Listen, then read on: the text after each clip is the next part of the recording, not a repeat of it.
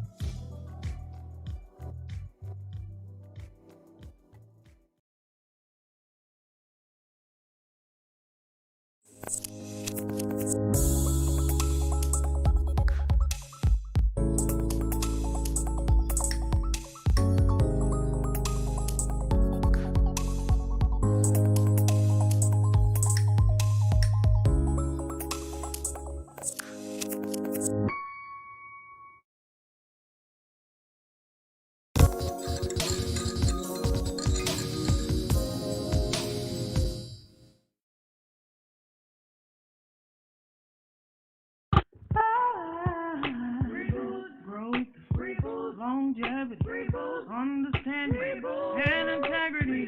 Me and you, we on the road. Gradually, top to top of me. Got a lot to learn in this life, and I'm ready. Gonna do it with my people like mine. Yeah. How she gon' be? Do you need it? How she gon' be? Oh, a reboot, a reboot. Good evening, good evening, good evening. I want to welcome you to tonight's edition of Reboot. Yes, it is Reboot. It's an opportunity for you to come back and recharge and get yourself together and just come on out and be the lion that you were created to be. All you got to do sometimes is just reboot. I want you to welcome my two co-hosts here with me on this evening. Yes, July is almost over. I always like to give you the date so you know where we are. This is Friday, y'all. Can you believe it? Friday, and it is July the 16th in the year 2021. And I want to welcome you. I am your spiritual thought leader, Regina L. Stillman, and I'm so glad that you're here with me tonight. Welcome my two co-hosts that are here with me on this evening, none other than Lena and Shelly. Come on and give it up for them. I'm so glad that you're here. Come on, give us a wave, give us a wave. I'm so glad that you guys are here. Now, what I'm going to do, and I want to appreciate everybody that's in the chat. I see some names I've never seen before in the chat. I see some people out there that I've never seen before. Thank you and welcome to you to this edition of Reboot. Now, I do want to make a quick announcement before I turn it over to the ladies and let them just get started and do their thing. I do want to make an announcement that this will be our last Friday at the 7 o'clock hour. Next Friday, we will be here. Catch us at 2 o'clock. We will be here at 2 o'clock on next Friday from 2 o'clock until 4 o'clock or until they get tired of chatting and carrying on. Because listen, we plan to have a good time. We want you to enjoy them and they're going to enjoy you. We appreciate you coming in, but mark your calendar starting next week, and that will be our permanent time window. We'll be coming in at 2 o'clock to enjoy this conversation of Reboot with these two fine young lions. And with that, I'm going to turn it over to Lena. I'm going to ask you and Shelly to kind of give us an overview. How has your week been, girl? Well, it's a week. It's been a good week for me. Hello, everybody. How's everybody doing? I'm excited. It's Friday, TGIF. So I had a good week. What about you, Shelly? It's been a busy week, but it's been nice. It's in the not so busy time. It's been relaxing and had a good time. I'm ready to get into it tonight. Hey, Jean, how you had a good weekend, Jean? I actually have had a marvelous week. Everything has been wonderful. It seems like it just flew by so quickly. I blinked my eye and the next thing you know, here was Friday. So, that's a sign of aging, y'all. I see y'all nodding your heads, but that's a sign. You know how when you were a kid, it seemed like it took 20 years just for 5 days to pass. And then as you get older, it's like blink, blink, and it's a whole decade. So it was an awesome week. It was an awesome week. Yeah, that's awesome. That's awesome. Well, today we're going to be talking about our topic for today on Reboot is going to be about relationships. That's going to be our general topic. We're going to get into it, all the different aspects of that. I want to start off, though, because I would like to know, because, different people have different ideas of things. Shelly, what is your definition of relationship? Do you have what's your, general idea? Generally, I would consider a relationship would be like a close personal contact with another person. Because you can have like romantic relationships, parental relationships, friendships. So yeah, close contact, maintaining close contact with another person. Mm-hmm. That's pretty much my definition too. Just basically you have a connection with someone, whether it be spouse or lover or family, friend or co-worker, you really just anybody, you have a certain type of relationship with them. A fling. A fling. Oh, yeah. There's all kinds. We love the flings, honey. They come in, they come out. The leaves are great. I think it's interesting. AG, what's your definition of a relationship? I think that Or go ahead. Yes. what do you think about when you hear relationship? I think two individuals or a group of individuals that are connected. And to me, the connection is key because a lot of times people say that they're in a relationship, but there's no connection there. And I think that once you disconnect, you have ceased to have relationship, and it doesn't automatically continue on. I think you can be in and out of relationship if those connections keep getting broken, and the more they get broken, I think that relationship just keeps getting farther and farther away, in my opinion. No, yeah, I would agree with that. Yeah, absolutely. I've had a lot of experience with the brokenness in the relationship area. Mm-hmm. Mm-hmm. Mhm. So you get a lot of lessons when because you don't really realize what it takes to keep a relationship going or at a growing level, as opposed to like it just being stagnant and you kind of drift That's for further. sure. It's kind of weird to think about because you don't. That's not really something you learn. You know. True, and there are all kind of relationships, but as you said, I think that when you talk about, I've had a lot of broken relationships too. I really, really have, and the ones where have you ever been in a relationship? And I'm gonna just digress here for a second, and you guys may be just a little younger, maybe not had this experience, but have you ever been in a relationship of whatever kind, not just in a significant other, but relationship period, where you start to realize that you feel alone, like there's anytime to me when you feel like you are out there on the island and you are by yourself, and to me that's the worst quote unquote relationship to be in, when you're supposed to be in a relationship whatever level and there's no real fellowship of relationship there's no connection there. I think those are the worst places in life to be, when you're supposed to be in a relationship and you still lonely. Yeah, absolutely. When you feel like you're just dragging whatever connection you guys have, you're the one always starting the conversations. You're the one always asking them to hang out. It gets intolerable after a while. In a relationship without no relations. Come on, Right? come like, on. what are we even doing? What kind of mess is that? But I think what do you think about giving people space? Like how long? Okay, if you're in a relationship with somebody and you're saying, okay, this is not working. You're not texting me. We're not doing anything. What's going on? And then you let them know how you feel. What's the period in between where you give them time to kind of come up to your level? How long do you give them? Because I mean, take all the space you need. You can have space, but communication still has to happen. I watched an episode of this show that I've been into here lately, and it was actually about relationships. So like, if you get too busy and a day or two goes by and we don't talk or whatever, that's fine. But say something like, "Oh, hey, I was busy yesterday," or "I'm sorry, it's been a week.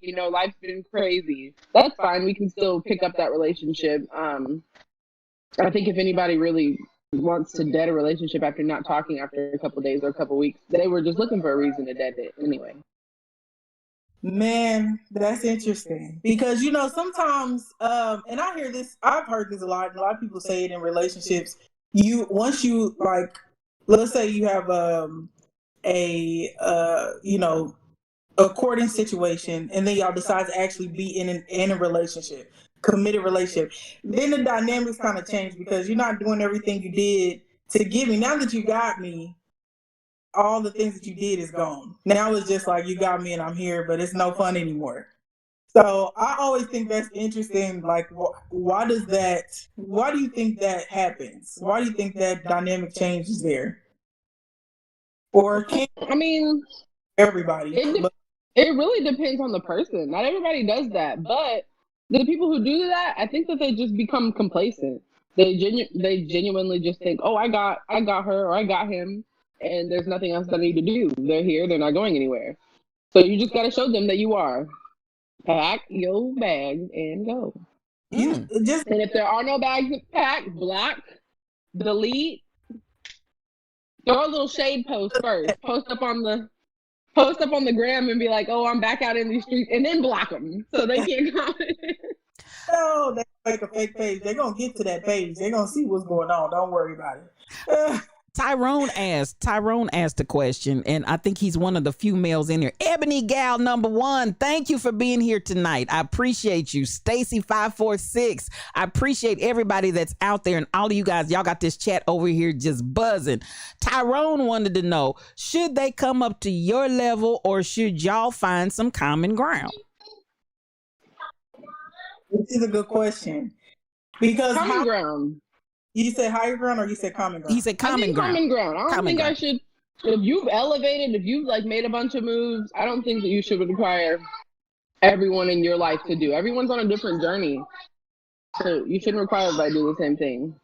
Well, I mean, if the interaction is here while recording, and then we get together and the interaction's here, I feel like it should be where it was. I feel like you should be exactly where you was, and we should be going higher, not going lower.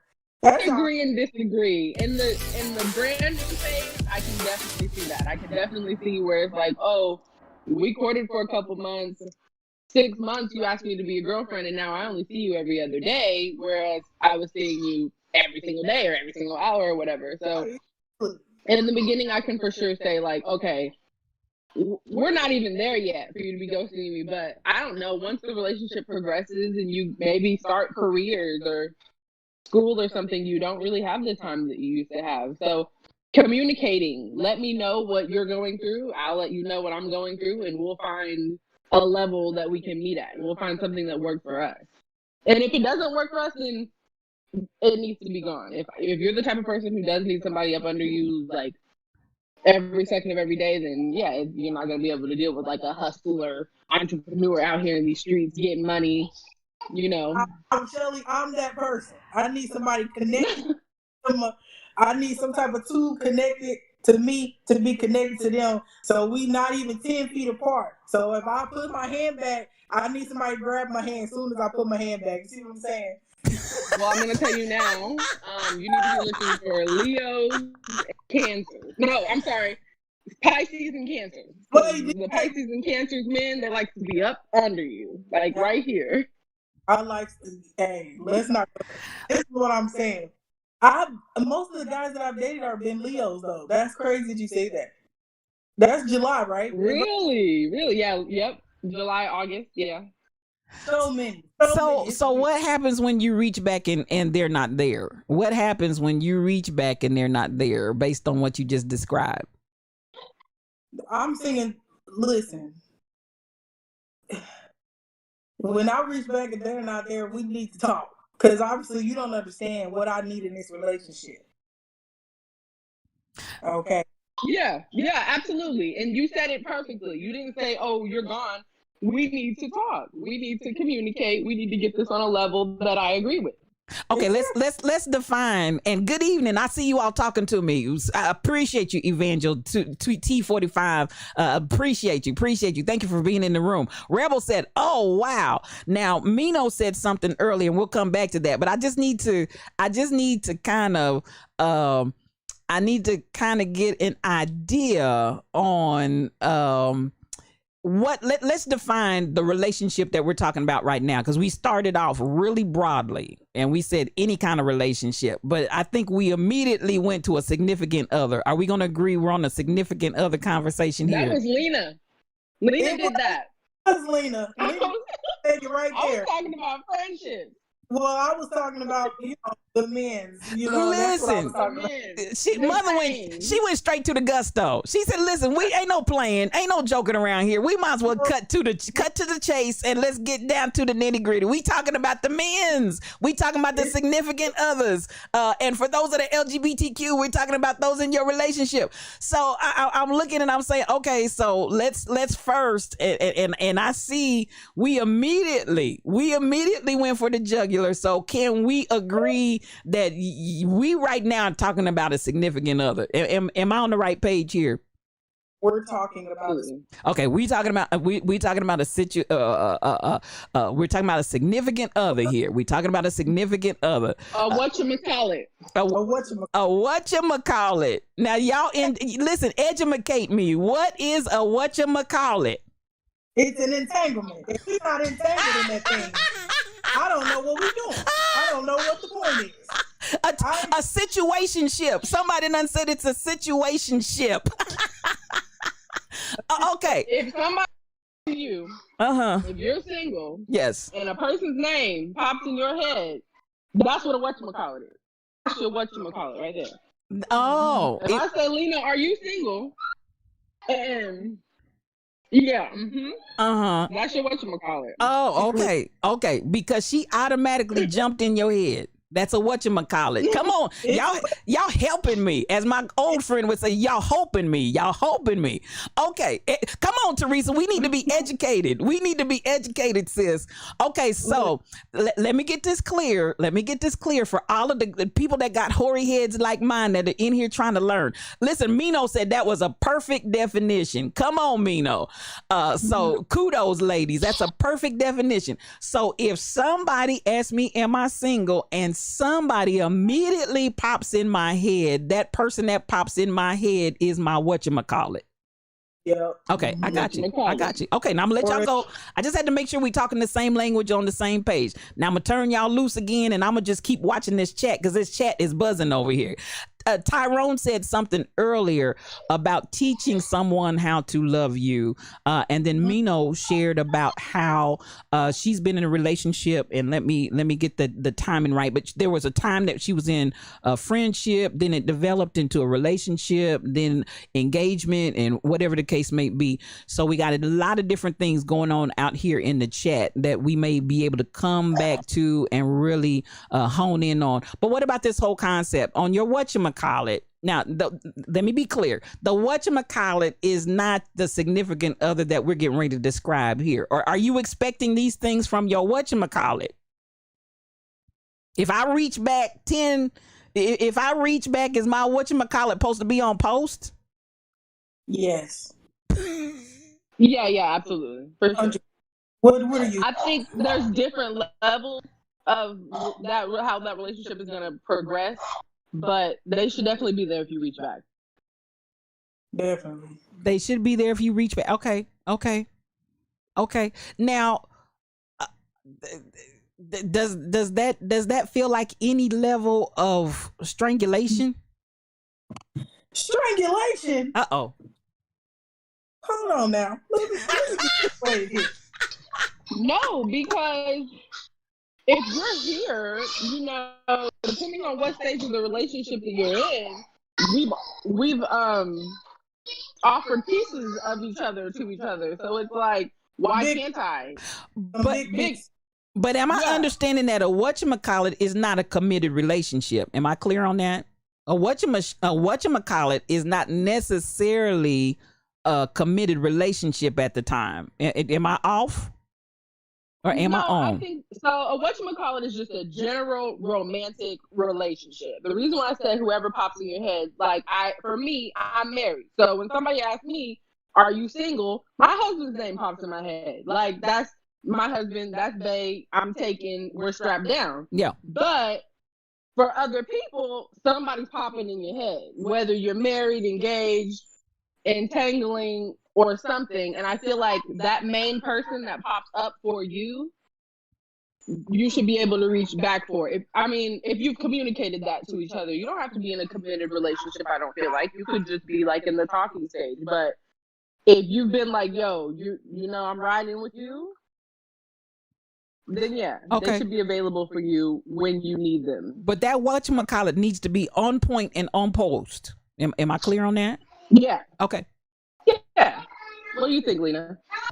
So it's kind of loaded because it's a lot of different relationship options nowadays. Like, you can really, be in a lot of different situations. So it just depends on what you want and what type of expectations you have for people. Mm-hmm. So I think if you're in an entanglement or what you call it, or a situationship, then the dynamics is going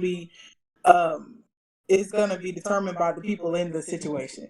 Now, I feel like if I'm what I originally said was, when you're courting someone, when does it change? Because now you're in a committed relationship. Why does that dynamic change?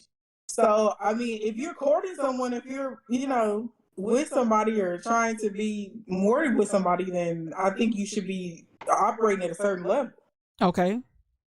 So if I reach back, then yes, if you want to be there permanently, you should be there when I'm ready for you. That's what I think. That's a good point. Like, if you're in the rosters and you are trying to become like that locked down everyday thing, why are you not available? Yeah. Let's say like I'm driving and I get a flat tire. Well, I'm gonna call my dad first, but if my dad doesn't answer, I should be able to call you and get help. Well, yes. But what if the whatchamacallit, because they're not in a committed relationship, are also a couple of other people's whatchamacallit? So the ability to be there for everybody, is that a requirement that everybody that they're whatchamacallit for, they need to be able to? Okay, I see you shaking your head, and I'm just trying to get some clarity. And I'm not trying to I'm just trying to get clarity and understanding. No, I feel you, but you even when, if I'm thinking back to those days, even when like you are kind of engaging with multiple people, you had that. Everybody had that one. Everybody has had that one. That you were riding with. And I feel like that's just what, in this generation, we are in the generation of, the swiping and the dipping. So a lot of people are kind of, and I mean, we've all been there, engaging with multiple people at once. But when a hard time hits, you know who you can run to. Okay. Who can I run to? Can we sing on to feel this? Sing, Lena. I told y'all I only sing in the shower, but go ahead, Lena. When I need love. Sing, girl, sing it. It's a few of them. No, I'm just kidding. But I think I think when all in all, because I seen some of the comments, people were like, I couldn't keep it straight because we kind of went a little around there. But I think that, and they playing. We didn't heard Daddy right, wrong. We know. Don't blame Mr. Charlie. They know y'all had y'all situationships too. Entanglements. Other women like Charlene. Yeah, I saw the number in his book because they didn't have cell phone back then. They had phone books, a little black book. I see it, Charlene. I want to let you know he's mine. Okay? See. Well, to put some validity to that, many folks' cars have had sugar put in the tank, and many a tire has been slit because there were whatchamacallits back in the day, but they didn't want to call it that. Can we be real? So let's just keep it real. And now that you say that, I think that this generation has brought integrity to the side chick. Yeah, because it's a role. It's a role that it helps relationships continue to grow and people to really kind of figure out what they want. Okay. And let's not forget, side chick aside, polyamory is at an all-time high. People are in those multiple partner relationships right now, and it's thriving and working, and it's just as loving as a monogamous situation. This is true. Now, Angie, do you know anything about these poly situations, these poly relationships? Yeah, I am familiar with some poly situations, yes. Okay, so I'm familiar with it too, and I think that on certain levels is a good idea for certain different people, but it's just gonna work for certain. It's not gonna work for everybody, I don't think. And it seems like so much more work because you have multiple people in one relationship. So can you imagine? You see, I said when I put my hand back, you better be there to pull my hand. Can you imagine? In one relationship, it's not going to work. You don't have enough arms to put back. Okay, so you're really expound a little bit more on the poly, because that is a lot more in this generation. The poly is really, as you said, in an all-time high. So help me to comprehend and wrap my brain around the whole. Jonna said that's too much fluid swapping. Well, this is a whole thing to where, some people do not, they have terms and everything. I should look this stuff up, but they have terms and everything. So even if you're in poly relationships, it might be one person that you're only swapping fluids with. You might be, open with this person, but these two right here, you're just like not on the same level. So they have all different So yeah, polyamory, just generally, polyamory is just having a romantic relationship with multiple partners. Like Lena just said, there's different avenues. So there's a woman who has two boyfriends. Sometimes there's a married woman who has a boyfriend. Sometimes there's a man who has two girlfriends. And recently I've actually found out that there's just like 3 people who all love on each other. Like there's different avenues, and I think what works for you in their situation. So there's lots of rules, and they over communicate almost. I listened to another podcast where they just spoke about this. They I mean, it almost made me comfortable to the extent that they uncomfortable. I'm sorry, to the extent that they communicate on like the relationship rules. And the point here with the poly situation so loving. The poly is that everybody knows. There's no hidden, there's no secret, there's no sneaking around and all of that. And to put what you said, Lena, the idea that the side chick at this point has taken on a whole nother level, and it's not at the same place as it was in the past when there was the tipping around. The dipping and slipping was the issue. The poly is basically everybody puts all of their cards on the table. Everybody is clear. Everybody's in agreement. Everybody gets lovers. Okay. I think they have terms. They have terms and things to where, but it's like, they have all different type of terms, so it's a whole different world. Okay, but that if that's something that people are interested in, definitely look into it, because it works for some people, and really, a lot of people in poly relationships right now, they don't even know it. So listen, I just learned that I just got put my place on Instagram the other day because I made that very comment in the comment section. And I guess, I don't quite understand it, but I guess there is a very distinct difference between like a polygamous relationship where it's a man and 2 women and they all know about each other, and a side chick. And I guess like side chicks are adamant that you keep them separate from polygamous relationships. No, I don't know that woman. I don't want anything to do with her. Like, I'm the side chick and that's just what it is. Don't ask me any more questions. I was very off put, but there were some Instagrammers who put me in my place about it. Okay, that needs to be clear on the differentiation between the two. I guess the side chicks are like stepping into their light, and like we're full on side chicks now. Like, yeah, that's my man. I don't know what he got going on with her in the house that he lived with, and that ring that he take off every time he come over here, and that car that he drives that says Barbie girl on the tag that I know ain't his because he ain't no Barbie girl. But we're not in a polyamorous situation. He ain't no Barbie girl living in the Barbie world.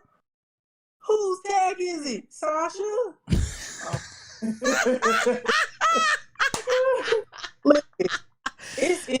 But this definitely is the age of relationships and really taking whatever routes and journey you want to take. Like, you can be whatever type of relationship, whatever you want to be. And I think that's great. But I think it's important to get to know yourself and know exactly what you want and which way you want to go. Okay. That's what so get out there. What I'm trying to say is get out there and try some stuff is what I'm trying to say. Okay. And if you don't know a lot about poly, I would say, I mean, it might just not be your thing. There's some people who monogamy really worked for and they thrive in it. And there's some people who it didn't for a long time. And they kept wondering to themselves, like, why can't I be faithful? Why can't I do this? And so they've explored this new avenue. The term that I like to use about it is, which I actually heard on Instagram, is don't yuck someone else's yum. So it's like, it's not my thing, but I'm not judging you for it. If it works for you, it works for you. And you heard it here on Reboot. Don't yuck someone else's yum. And hey, what can I say? Now, I will say, if you look in the chat, my generation is just they just can't they just don't know what to do. They have lost their weave, they have lost their wigs, they just are really challenged and struggling to try to understand this whole concept of the generational difference between us and y'all as far as your openness, your ability. Now, Tall Pump said something earlier, and she said, "Honey, women been sharing men for a long time," and that's a true statement. I'm paraphrasing.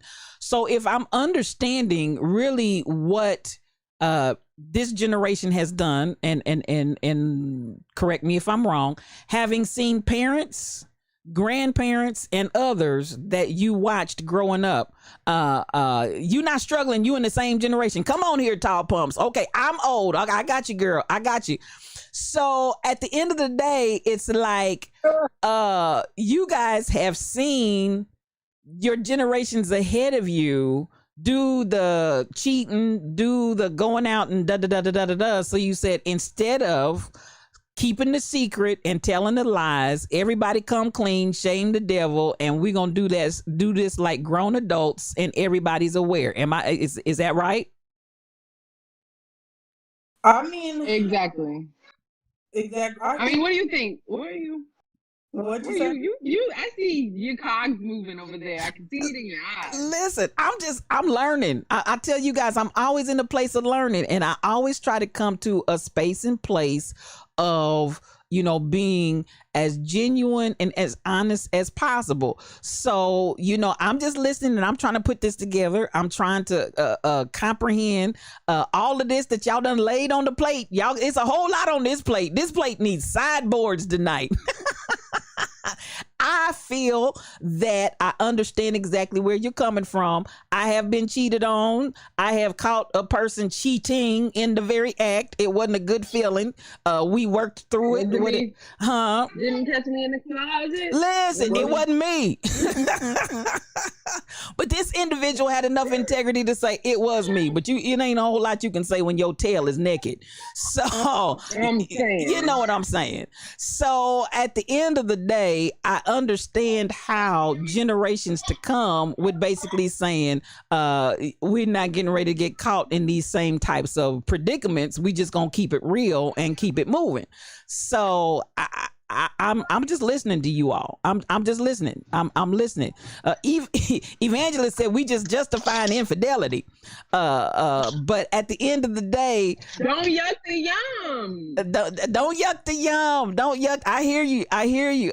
Come on, y'all talk to me, because I'm learning. We have Tall Pumps. Tall Pumps wants to get on here. She says she's busting at the seams. Come on, call me, Tall Pumps. Call me 816-688-8485. Call me 816-688-8485. Give me a call, and I want to chat with you. We're going to have this conversation. You over there busting at the seams. I don't want you to burst. Let it out. Come on. I just want poly life is nothing new. Correct. It's not a new generation thing. Poly life has been going on for a long time. That is correct. It's a time that people can actually be open and talking about it at this point. Okay. And not about so much. I mean, you do get judgment, but you don't have to worry about somebody coming. It's just a better time to be open right now. Gotcha. And then I did see a comment. Somebody said that when we were talking about the poly, they said, "Have you heard of STDs?" Mm-hmm. And I just wanted to comment that, just because you in a poly relationship or have multiple partners doesn't necessarily mean that you're not having safe sex. So I think it's important to say that. And then they do have, if you're in a poly life, you do have where you're only doing certain things with certain people. Sometimes you're not actually being all the way open with everybody. So it is a way to be poly and be sexually safe. So I just wanted to say that. Okay. It don't mean and committed as well. Like polyamory doesn't mean you just out here in the streets busting and wide open for everybody. Like all the time. You have your partners who you keep it in with. Like you guys keep the circle going. People are only added when all of you communicate to add someone if you do decide to do so. Okay. Right. People have their limits and they stop their relationship where they want to stop them. Okay. Right. You partner, or you have two main partners. You have someone you're only swapping fluids with. That's what who said that? Jana. I think that was Jana. That you're actually doing that with. You have somebody who's your boyfriend who you only are emotionally connected with, but you're physically connected with this person. It's just it's a lot of different avenues, and so it doesn't necessarily mean, that you're out just there having irresponsible sex. Yeah, there you go. Okay. You ain't bumping uglies with everybody. You Not ain't. every. Oh, I think I missed a call. Let me see, because I got my ringer turned off, and I think she may have called me in. While we're waiting on the call, Lena, where are you at? Where are you on the spectrum? Are you more monogamish, Listen, polyamorous? I'm always talking about poly life because I just think it would be dope.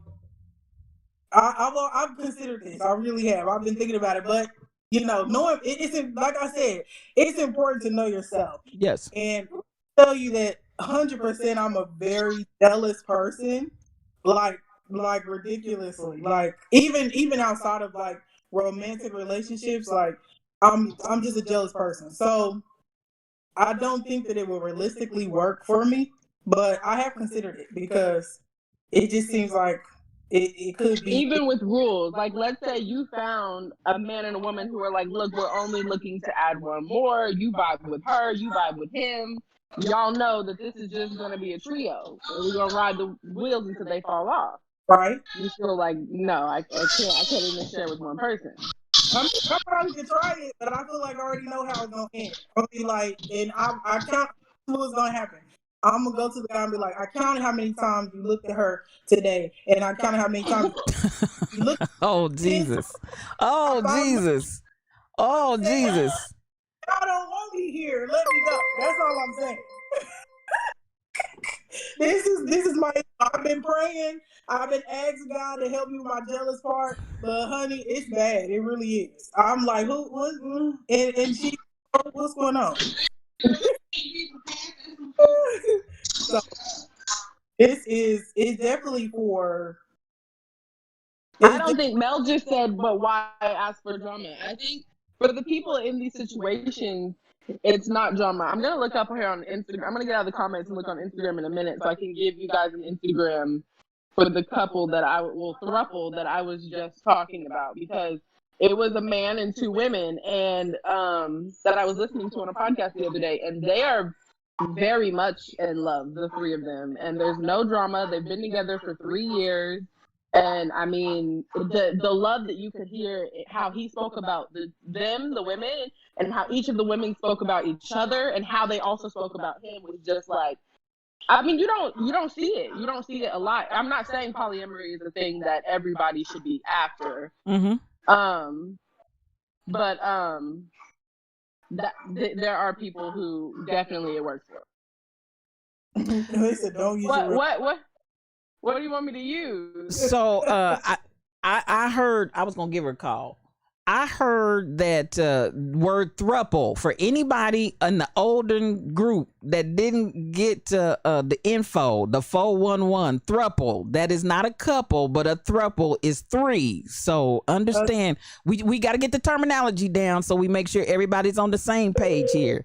But I'm gonna call Tall Pumps and see if Google Voice will try to connect you. We'll see if we can get it. Let me give the full definition. A throuple is a polyamorous relationship between 3 people. It's considered progressive alternative to the most conventional 2-person relationship, and they just started using it about 2010. Hey, is this Tall Pumps?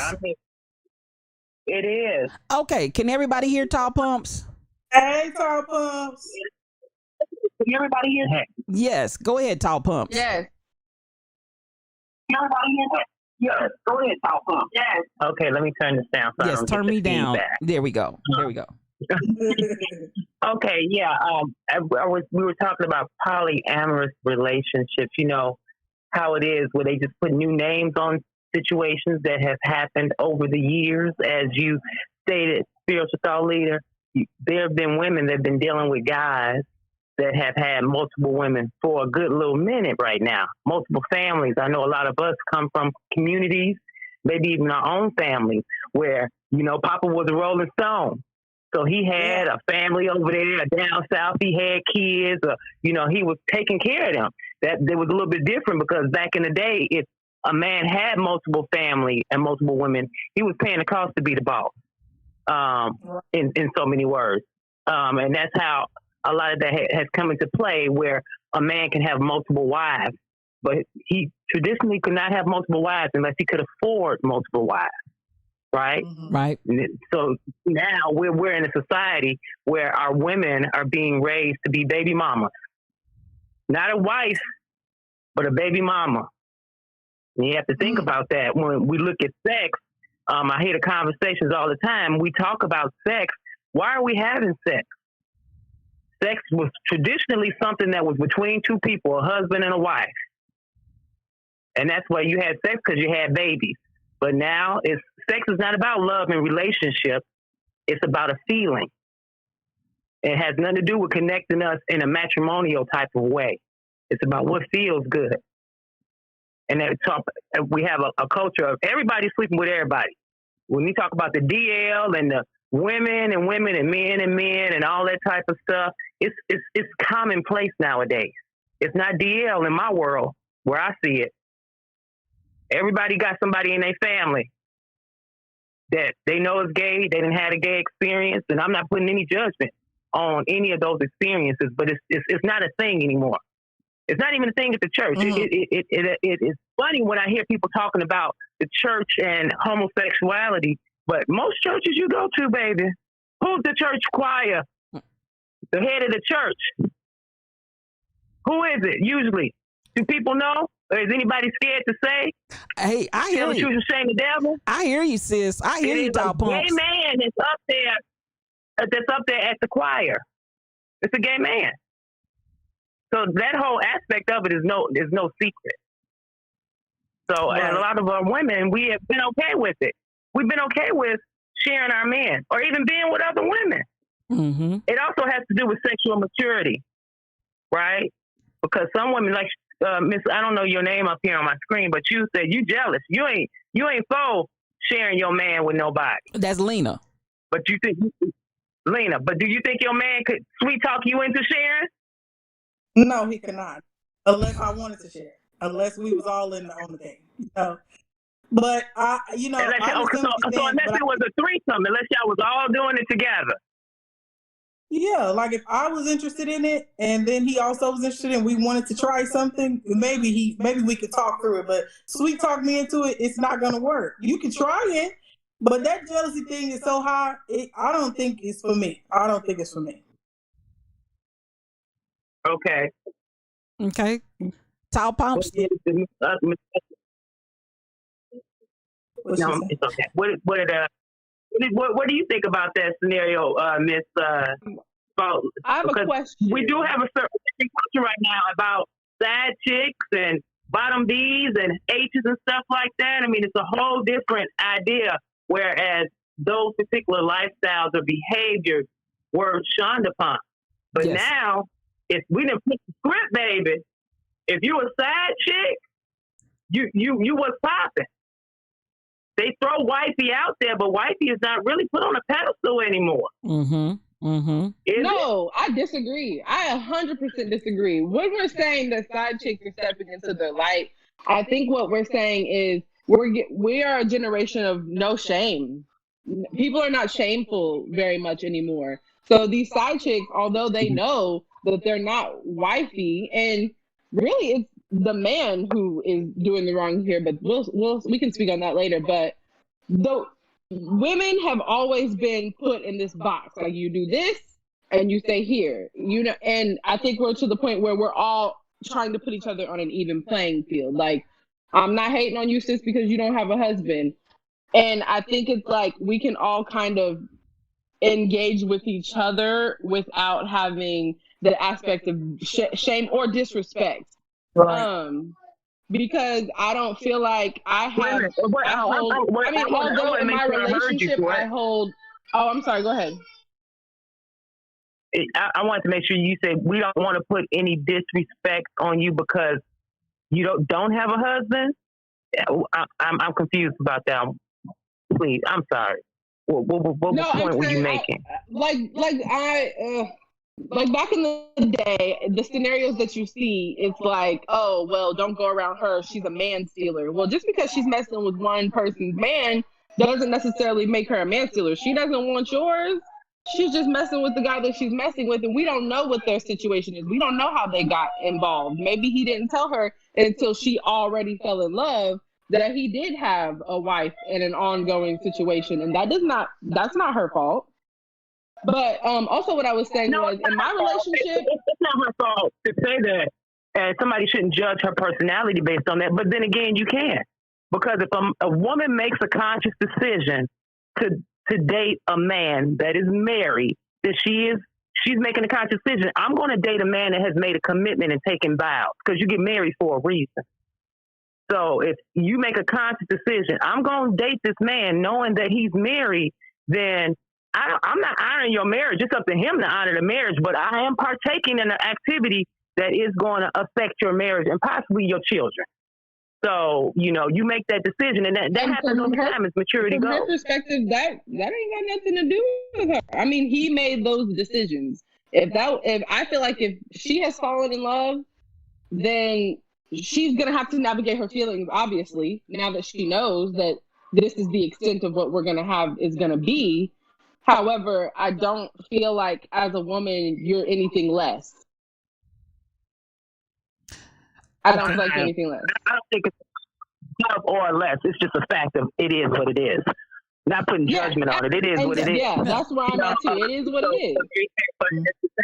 It is what it is. But as we all make judgments on what we're comfortable with and what the truth of the matter is, and if the truth of the matter is that she made a conscious decision to develop a relationship with a man that she knows has made commitment to another woman. But what do you do if the relationship was already there before you knew? If you already were involved and you fell in love, and then somehow you found out he was already married. You found out the man that you were dating, he wasn't honest enough with you to say that he had a whole nother family and a wife. But I think what they're saying now, Tall Pumps, is basically rather than to create and recreate that scenario, their generation is basically saying, let's put all the cards on the table. Everybody know what's going on. Everybody make a decision. Do you want to be a party to this or not? There's no forced, there's no deception, there's no lying. Everybody comes to the table and says, okay, if you're cool with this, this is the way we're going to roll. And that is the poly and the opportunity then that they feel is the opportunity to develop a love relationship with all of the individuals together, almost as a, Lena, can I say like a family unit of sorts? Yes. And I mean, if they take a village, that's okay. If everybody agrees on it. Yeah. If everybody agrees on it, or they come together like, you know what, sis? You know what? I was with your husband and we fell in love with each other and he wasn't honest telling me he had a wife. But now that this has been presented to me, I love this man and I'm willing to love you too. Because that's basically what you're saying. I'm going to love you too because you're a part of him. Yeah. And I don't think regardless of what I might have had in my head. Yeah. I don't think Polly is going into it with the deception, though. It's not like we got into it, then we realized. Polly and side chick are two different things. Polly and side chick are two different things. Yeah. And you do have some situations where I hear you, sis, and I'm hanging. I told my babies they can talk about whatever they want to talk about to keep it real. So this is hey, you asked for it, you got it, Toyota. This is the way I asked them to be, and I appreciate their openness and their honesty and their forthcoming with stuff. Because listen, I'm sitting here halfway like I'm learning because I'm just like, hey, I'm a thruple. I'm hearing all kinds of words I never heard before. And it's almost like, do you understand the words that are coming out of my mouth? They could have this whole conversation prior to this session tonight and I would not have a clue what they were talking about. So I'm sitting here and I'm just like, hey, I'm sitting here and I'm listening and I'm learning because I realize I'm the dinosaur and these kids got a whole nother they on a whole nother level. They on a whole nother plane here. So I'm listening. Thank you for calling in, Tall Pumps. I appreciate you. I understand. Anything else you want to say before? You know what? I was just thinking about it, and I think she brought to the light. It's all how the polyamorous relationship gets started, right? If it's a matter of he was cheating and then he brought her in, or everybody had a conversation about it. And I think that's where he was like, well, the side chick shouldn't be, looked at as the villain because she was bought in after the fact. Mm-hmm. No, you're not looked at it. That turns out to be one of them situations, and I'm putting the quote marks up, that happens in relationships. Yeah. This situation happened like this, but she ended up meeting this chick, and, oh, well, you know what? Yeah.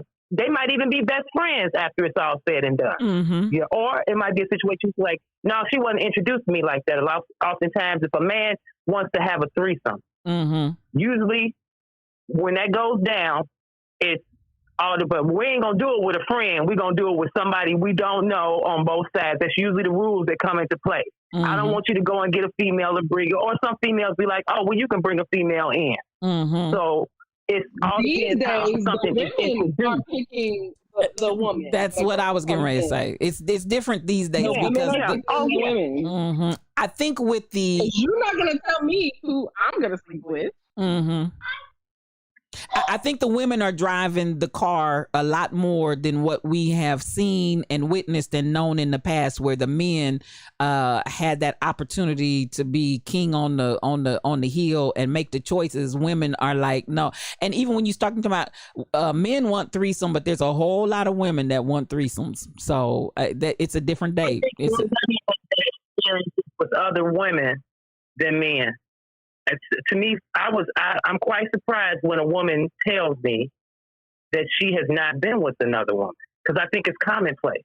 I think it's commonplace that they kiss the woman and stuff. I think it's something that is so much a part of our culture right now. And I'm not making a judgment on it, but I think it's a real thing. If they're going to be honest about what has happened in their experiences in their lives. If most girls have kissed a girl, Katy Perry. I kissed a girl and I think I like it. There's a whole lot that have not. I like it with her cherry chapstick. So with her cherry chapstick.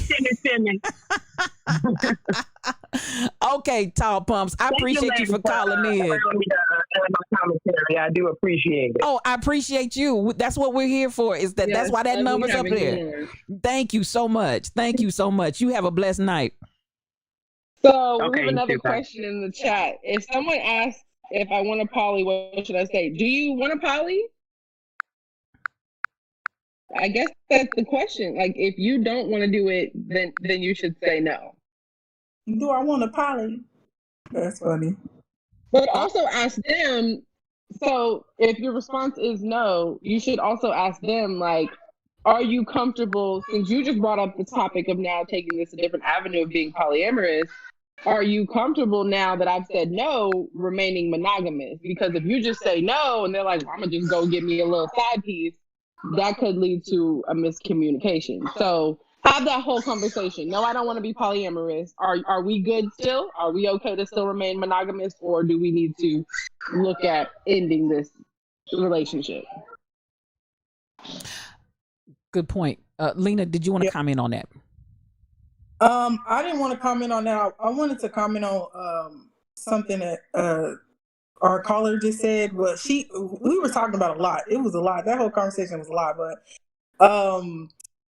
I think she made the statement like about same-sex relationships or experiences, and people being in the church and all of that type of stuff. Yes. I think that this generation, when you look back on what some of the stuff that everybody kind of went through, if you were not of the regular sexual orientation, if you were not, heterosexual, all the things that kind of people have gone through when it comes to judgment and, stifleness and all of that up to this point, it's kind of crazy to think about, And so when you think about here in this generation, how people are kind of more open, and you can be in the church as a choir director and be homosexual and still serve in the church, I think is great, because, there's not going to be, when it comes to the people that I'm connected with, it shouldn't be any type of discrimination or any type of hate or judgment or anything, And that's what I like about this generation, because people can be open and explore themselves and see what they want sexually. And in this generation, women have, I know a lot of, I know a lot of times when you get into a relationship, usually it's the man that's like, oh, I want to have a threesome, whatever. And so then women feel like they have to kind of just go along with it to keep the man. Mm-hmm. But in today's time, if you And don't like I don't agree with that either. Don't go along with something just to keep a guy in your life. Yeah. Mm-hmm. if you're not, you should just let it go. You're not into the threesome. Either he's going to uphold that, or he can go find somebody else. It's fine. Mm-hmm. But in today's time, you don't have to be ashamed. Like if you're curious or you want to explore things, then you can definitely do that. Mm-hmm. And then you think about women. And I remember she made the statement that back in the day, it wasn't about pleasure, it wasn't about some type of stimulant. It was about just birthing babies, and you were growing your family. That's what it was about. Mm-hmm. Nothing. But sexual exploration and sexual power, that started. Okay, you're not gonna be able to take that away from us anymore. Okay, so what you call it, AG? What'd you say? Between the knee and between the navel and the knee. Between the navel and the knee. Between the navel and the knee, baby. There's a ministry that goes on between the navel and the knee. A lot of ministry. Praise the Lord. Thank God Jesus did. I'll start speaking in tongues right now. So it's beautiful that women now have the opportunity and the freedom to explore themselves and just, be sexual beings. And it is okay. Mm-hmm. And anybody, you all can be sexual beings. And it is okay. That's all Absolutely. I want to do. But pumps, sexual freedom. That's what our generation is going to be about. That's all I say. Yes. And I wanted to, we've kind of spoken a lot about different, we got into the poly real deep. We really did. We went down that. But I wanted to see, Shelly, what do you think are important aspects of a successful relationship? And this can be between anybody. This doesn't have to be just a lover or sexual, it could be like a friend or, anything. What do you think are, give me 3 aspects of a successful relationship. Respect, number 1. Integrity and loyalty. Respect, integrity, and loyalty. I think number 1, we have to respect each other. I mean, there can't be any because disagreements are going to come up in any relationship, and if we don't have respect for each other, disagreements can really go sideways. Integrity, because I have to be able to trust that you'll uphold the respect even when you're not in front of me.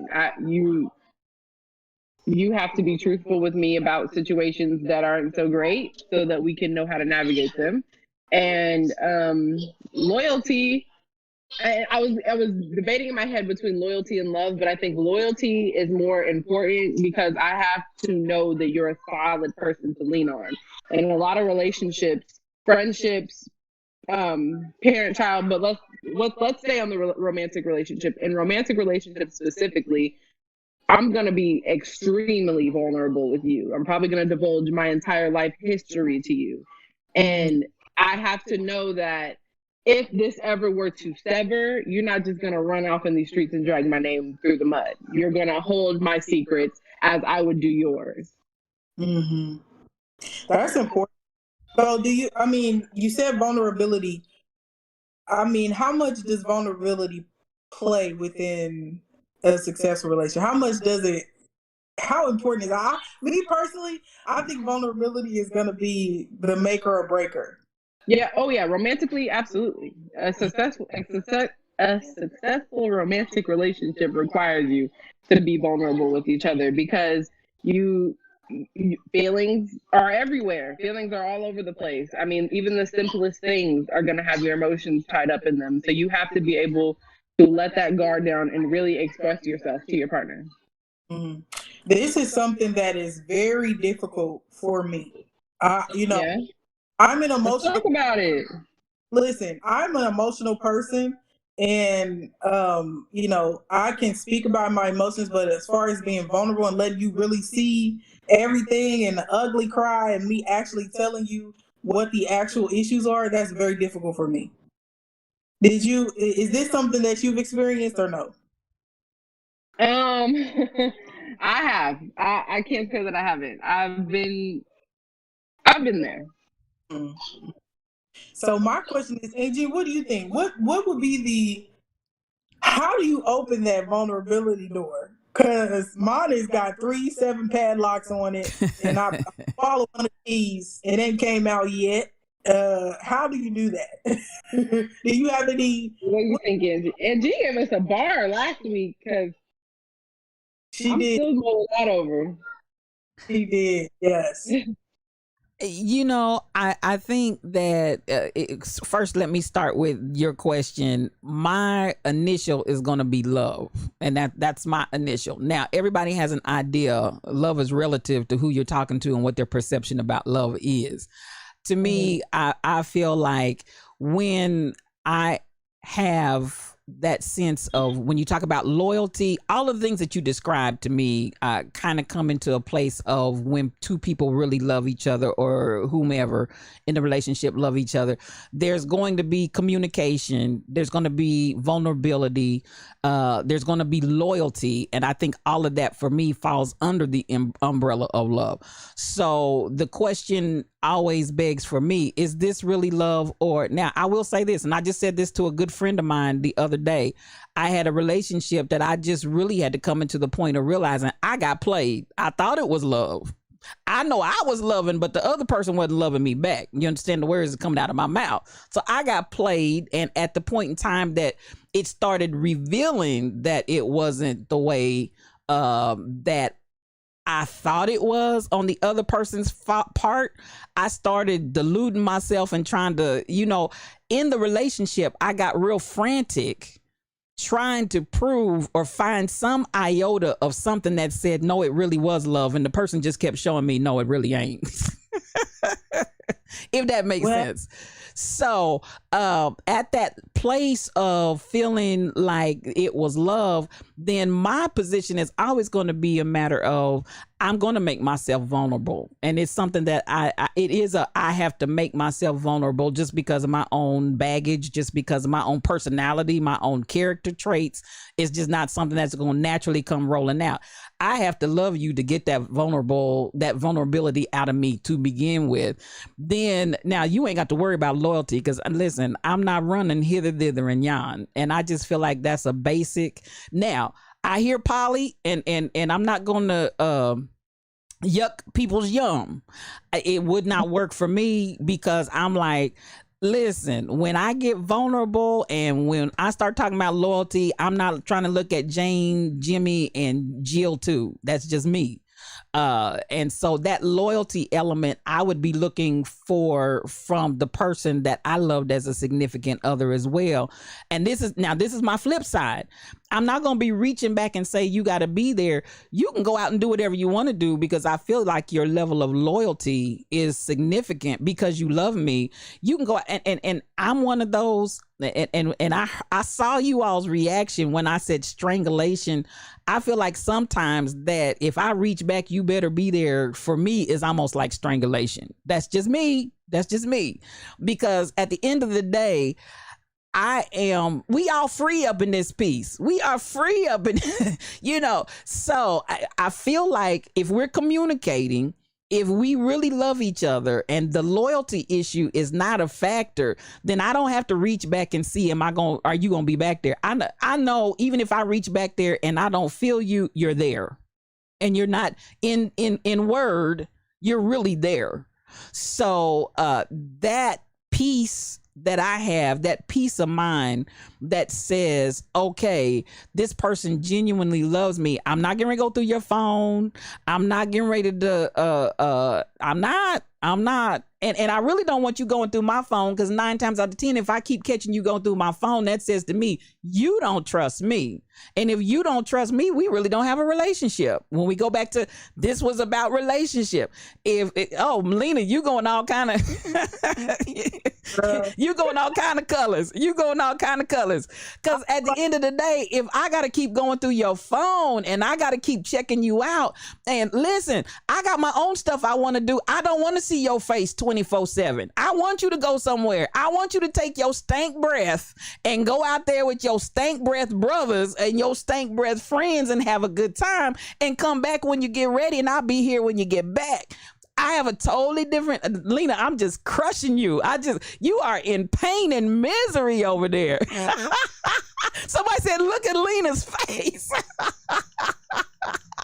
I'm just saying, to me, it's that whole element. If you love me, you're not getting ready to tear me up front. You're just not going to do it. And if I love you, I am going to be vulnerable with you.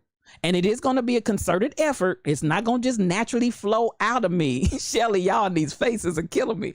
It's not going to just naturally flow out of me. But when I believe that you love me, then I'm going to be vulnerable and I'm going to communicate. I am a communicator when it comes to intimate relationships and close relationships. Now, when y'all out there on the peripheral, you're not getting ready to get on my business, because I'm like, no, you're not going to get on my business. We're not getting ready to take a whole bunch of naked selfies and then we break up and I see myself all over Facebook. That's not going to happen. And you're not going to hear information about what I said in private. I'm just saying, y'all, it's just not going to happen, because I'm not going to put myself out there like that. So, I'm like this. I'm cool and I'm secure. I'm secure as a woman, and I got things I want to do. You do the stuff you want to do, but don't be tying up all my time, because I'm on the go. I got places to go, people to see, and things to do.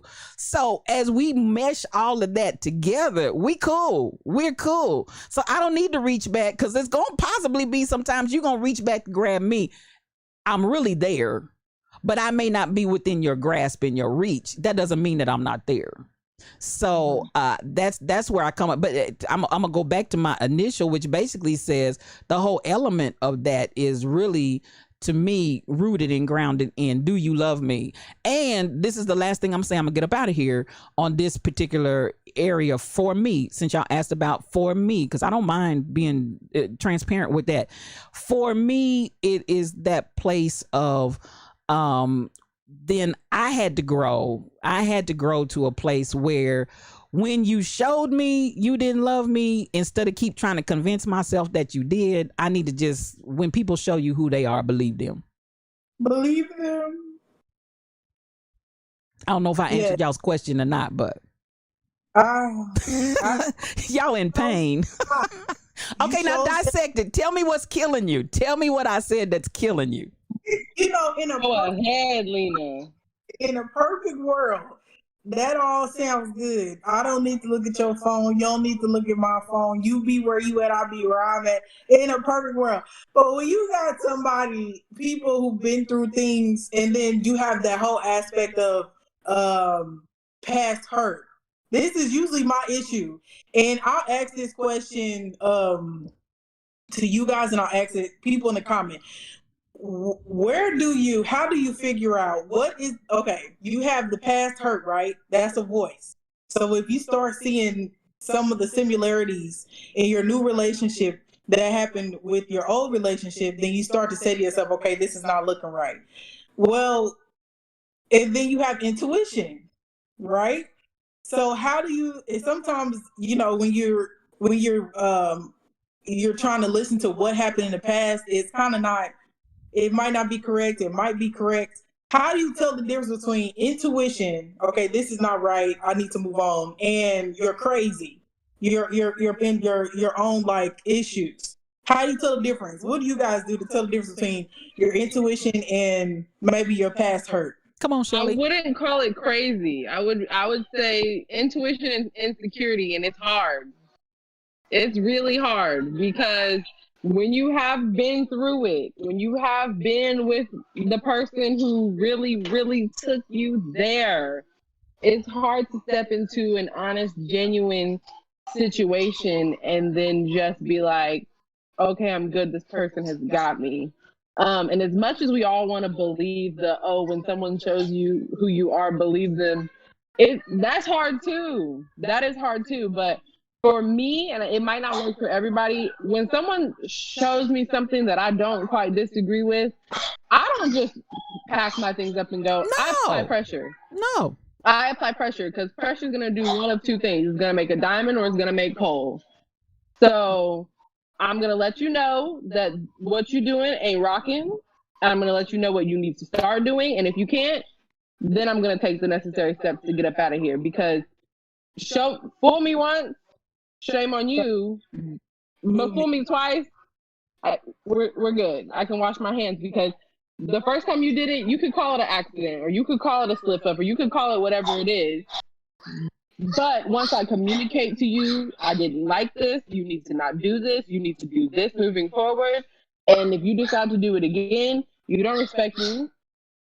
Okay, so I want to interject something right there, and I'm gonna put this to both of you ladies because, I'm talking from experience here, so I don't have to beat around the bush. So we need. First thing, I feel like sometimes if you're still wounded, you ain't ready to be in another relationship. If you're still wounded, now that hold on. Now I'm not telling you to isolate yourself out, but I am saying you need some time. And I'm not saying you, so I'm figuratively. So let me retract that. But let me speak on what you just said, Shelly. I was in a relationship where somebody kept judging me on the wounds and the past of something they had with somebody else. It wasn't nothing about me. So at the end of the day, I got all kind of ultimatums. I got all kind of, you gonna do this or you gonna do that or this or that or the other, or else it's over. And guess what? It's over, not because it had to be over, but because I'm not gonna take an ultimatum when first and foremost, you're accusing me of something that I'm not doing based on something that you had with somebody else in your past. So if this is what you were doing and this is what your former partner were doing, don't project that to me, because that's not me. That's not the space and place that I'm coming from. So when somebody comes up and gives me their past trauma and then tries to make me abide and make choices based on their trauma that they're not healed from and based on their accusations that they're trying to project to me, I'm going to ruffle up on that, because I'm like, hey, that ain't me. And if you think that's the kind of person I am, then I need to be stepping anyway. But at the end of the day, you're wrong. But instead of you dealing with any element that you may possibly be barking up the wrong tree,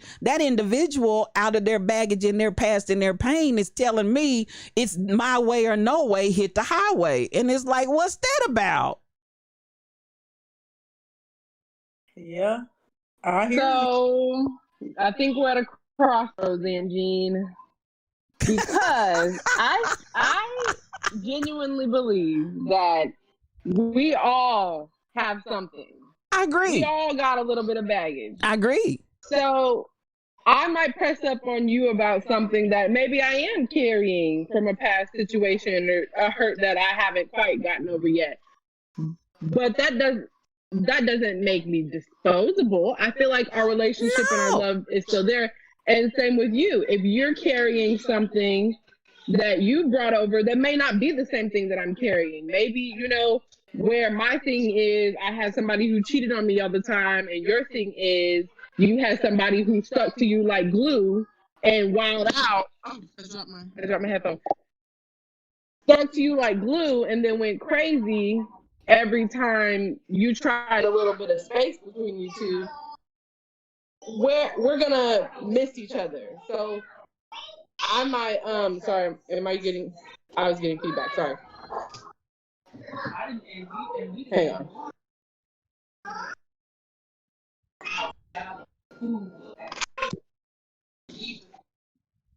Okay, I think I'm good now. Sorry guys. Come on.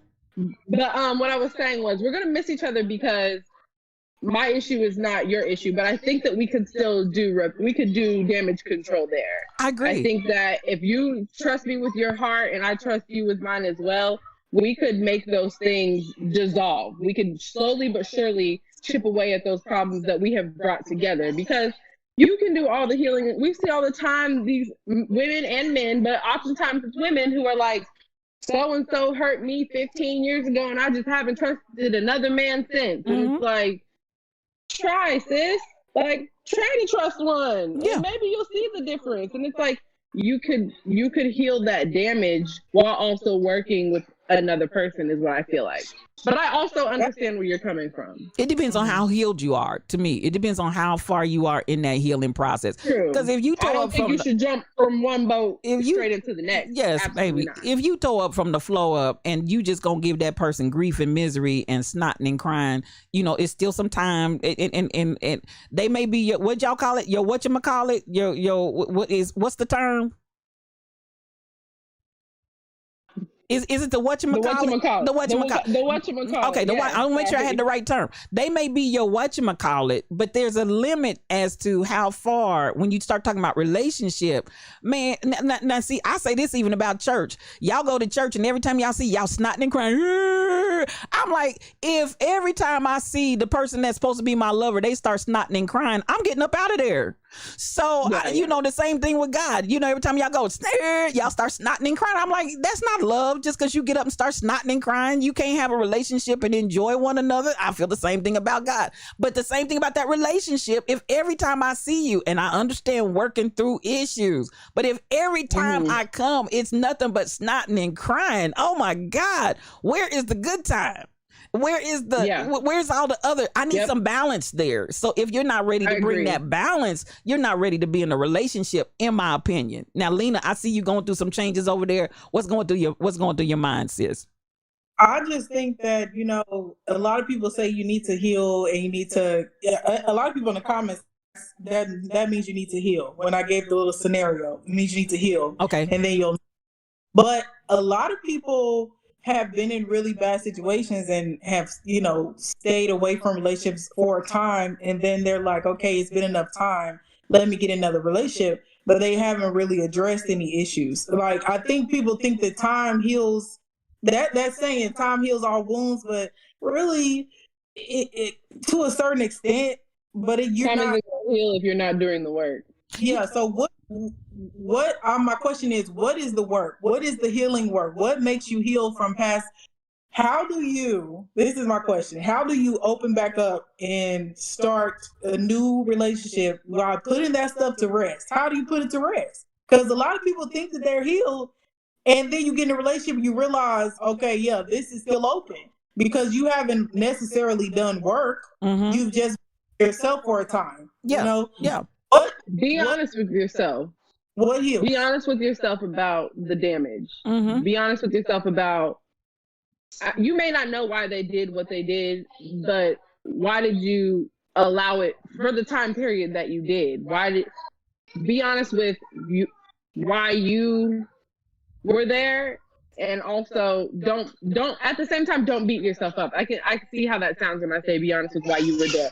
It doesn't make it your fault, but be honest about all things, I guess, is what I'm trying to say. Don't just sit there and be like, oh, all men can't do this because he did it. He didn't do it. Know that people are not a monolith, and know that you have to experience a couple different emotions. You're gonna be angry with it, you're gonna be sad, but you also have to be at peace with it. I think even if you still are carrying that baggage, you still need to work with it.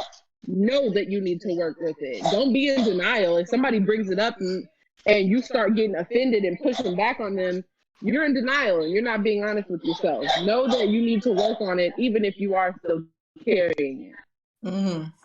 Okay, that's good. I think that's good. But I think that people need to, like what you said, be honest with yourself and actually do the work, kind of go through what has caused these issues. You got to do the work. Yeah, I'm sorry. Go ahead, Lena. No, you're right. You got to do the work. And I think that's important. I think somebody said therapy. Tom Pump says therapy and addressing the previous trauma and work through it. But I think a lot of people, especially if therapy is not common yet in our community. So people, there are a lot of tools that are simple, but nobody knows about it because nobody wants to go to therapy. So I think it's important to really sit back and figure out, okay, how do I heal this? Okay, you know how to heal a cut, put some peroxide on it, put a Band-Aid on it. But do you know how to heal heartbreak? So I think that's important to kind of dive in. And that's why to the older folks, because they've been through some things and they'll teach you a little bit. But I also think what's important when you go into a new relationship, I also think what's important is to know, what love looks like for you or what support looks like for you. I was just asking my friend the other day, what does support from a friend look like to you? So has anybody heard of this? You probably have the 5 love languages. Have y'all heard this? from Gary Chapman. He created a book, and it basically just outlines 5 different love languages. He's basically just put them into different sectors, and you kind of figure out what it is that you need and how does love look like to you, to where you feel like you are receiving it. Because a lot of people will be in relationships and they're getting love, and like their partner is showing them love, but then you don't feel it because the way that they're showing it, you don't receive it that way. Mhm. So I was wondering, have you guys taken the quiz, the 5 love language quiz? You want me to put that up? Yeah, you can put it up. Shelly, I have taken it, but I want the people to see it. okay. This is a quiz, right? It's the love language quiz. And so you take this and you answer the questions, and what it's going to do at the end of it is going to tell you what your love languages are. And this is how you show love, or this is how you receive love. So I was thinking we all could answer the questions together. So if you see a question on here, comment which one you would pick. Let's do Okay, 1 and 2. Let's do 1. Put a 1 in the chat. Put a 2 in the chat. Okay, 1 in the chat, 2 in the chat. Is that Okay. what we're doing? Is that what you're saying? You want? Are we polling the people? Yeah, that's Yeah. Okay. So I guess what's on the left side of your screen will be 1, and what's on the right will be 2. Correct. Correct. Yeah? Okay. So this is the first question. It's more meaningful to me when, number 1, I receive love, notes, texts, emails for no special reason from my loved one, or number 2, my partner and I hug. So what are you guys' love language? Which one would you pick?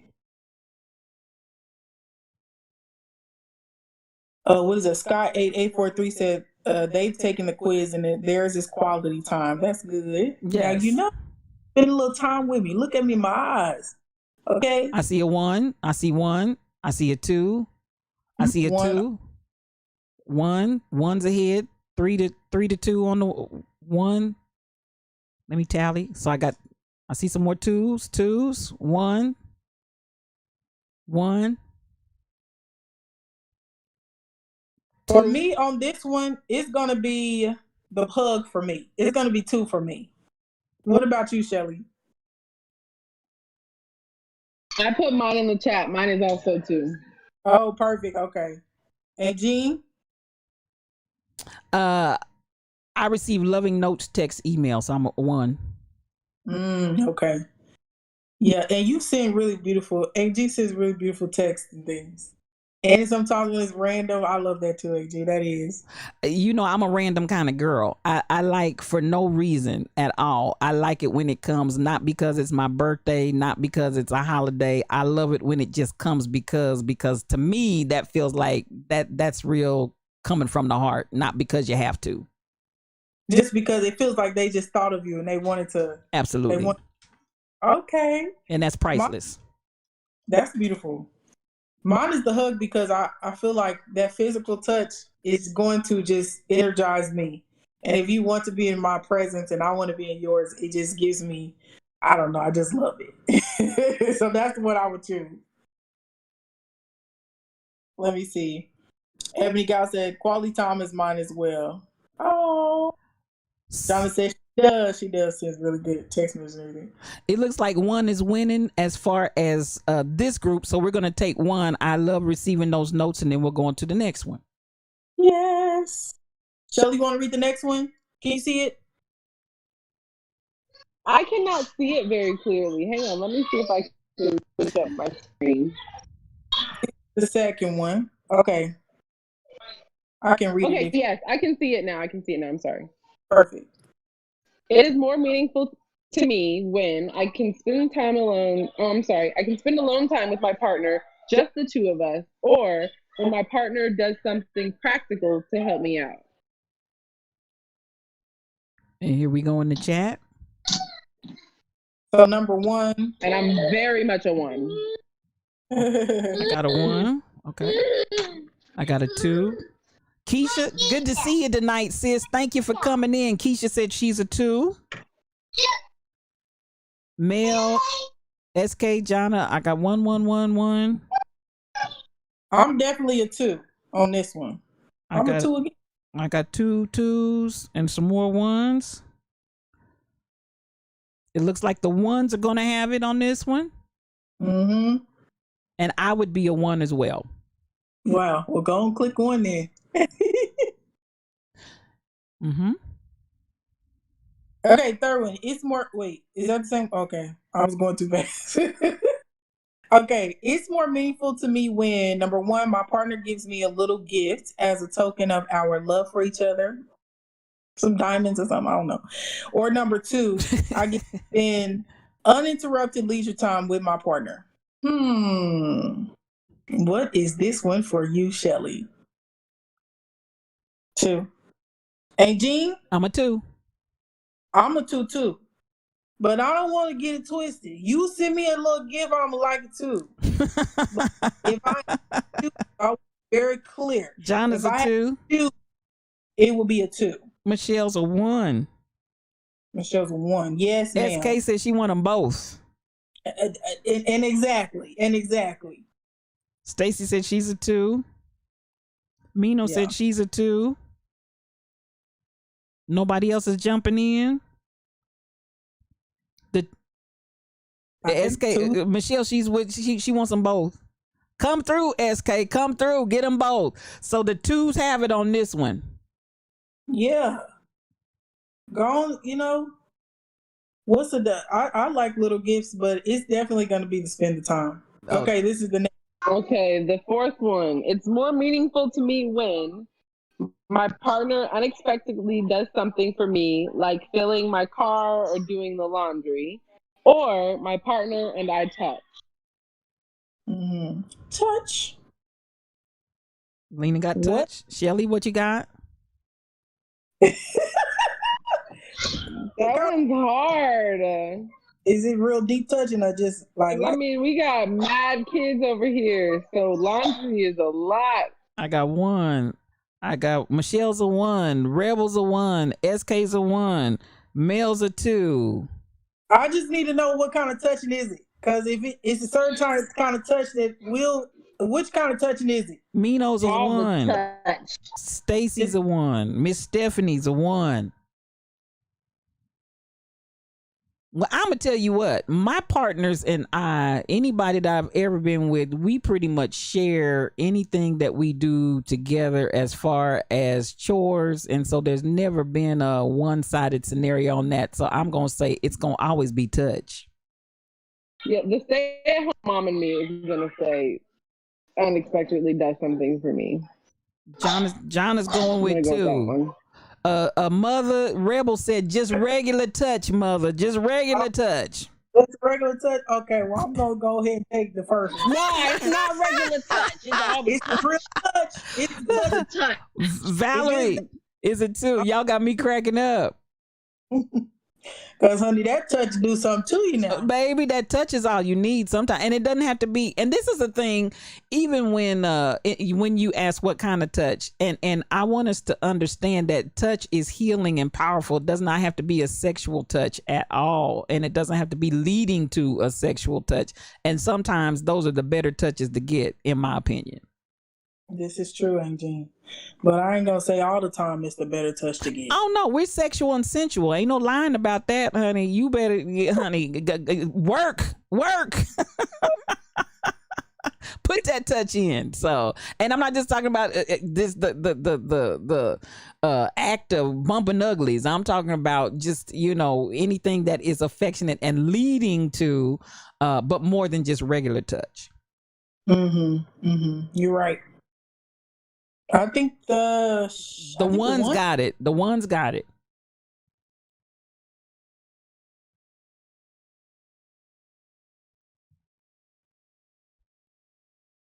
You ready to do this next one? Did I lose y'all?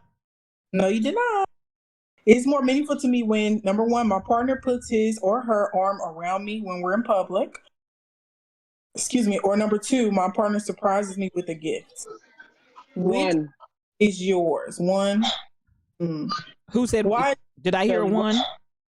Why is it 1 for you? I love PDA. Really? When everyone's always like, oh my God, PDA. I love it. I mean, I'm not a creep or anything, but I love seeing people like hug and snuggle in public. And I love snuggling in public. Not only because I want people to see that like this statue of a man is mine, but also because it's like, I don't know. Maybe I have a bit of voyeurism and I don't even know it. I got some twos. Angie, what's yours? My partner surprises me with the gift. Oh. And Jean, are you anti-PDA? I don't know that I'll say anti-PDA. Let me say, for me, there's a tinge of that speaks to ownership, and so everybody has their own baggage. So I feel like sometimes people, when they gotta prove and show this is mine, I don't belong to anybody. Now, I enjoy public affection. I don't have a problem with that public display, but sometimes I've been in scenarios where that to me is almost on the verge of trying to show off a trophy or something like that, and I'm opposed to that. That's appalling to me. Everybody's not in that space, but I'd rather just be like a surprise gift just between me and my partner versus trying to show me like a piece of meat out in front of people. Jonna I feel you. I can hear that. Jonna said it's too hot for one, but I'll go with it. I'm one all the way. I want my hugs and snuggles. Just sweating and just all up in there. What about you, Lena? Where are you at? She right. Me, I'm gonna be number one just because it doesn't necessarily have to mean that you're trying to show me off or anything. It just means that it doesn't matter what anybody thinks or who's looking or whatever. You want to give me a kiss or a hug or anything, you're gonna do it, no matter what. So I would pick number one. It would mean more. Cause I don't, what you gonna give me? A gift? And again, that don't mean don't buy me nothing. Still buy me the things. You know what I'm saying? Little necklace. You know what I'm talking about? Little movie ticket. The movie theater is open again. Y'all didn't know? Oh, okay. Okay, so we got one on that one. The one took the show on that one. Mm-hmm. All right. It's more meaningful to me when I'm around my partner, even if we're not really doing anything, or I hold hands with my partner. Let's see what's going on. I'd rather hold hands. Shelly got a one. Lena? Yeah, I'm for sure one. Me and my husband can literally sit back to back on the couch while he plays video games and I just scroll through my phone. And I'm good. It's gonna be the holding hands for me. Oh, I love holding hand. Oh, Jesus. Michelle's a one. You love holding hands, Lena? Some type of power in the hands is just it just does something like a lock, and I can feel the electricity. And when I feel that, it just does something to me. I don't know what it is. Hold my hand. Lena, at this point, you got a hand fetish, and we need to get into it. I might have a hand fetish. I love big hands because you know what? I got big hands, and so when I find a man that got bigger hands than me, Michelle said she feels like she's in handcuffs when she's holding hands. Really? I like that though. To each his own. And Jonna's a 1.5, and I'm gonna have to say I'm a 2. I love holding hands. I love touch. I am a lover of touch. Yes, God. So yeah. So this is basically the quiz, right? It's going to take you through, and basically you're going to, at the end, it'll tell you like, hey, Jean, just go ahead and click us through. Yeah, that's what I'm getting ready to do. I was going to say, and Jean can keep doing it in the background while we talk. Okay, that's cool. That's cool. Yeah, we can find out what Aunt Jean's is. Okay. Well, now we got some other mixed up in here, but that's okay. The rest of it will be mine, and y'all go ahead and talk. Okay. Yeah. So that's the quiz, though. And so what it's going to do at the end is going to tell us what Aunt G's love language is. Okay? So you're going to take this information and you're going to apply it to your relationships, not just and when you do that, you can better communicate. You can tell they can show you love in a way that you need to see and feel. Is great. I've taken this test now, and I've also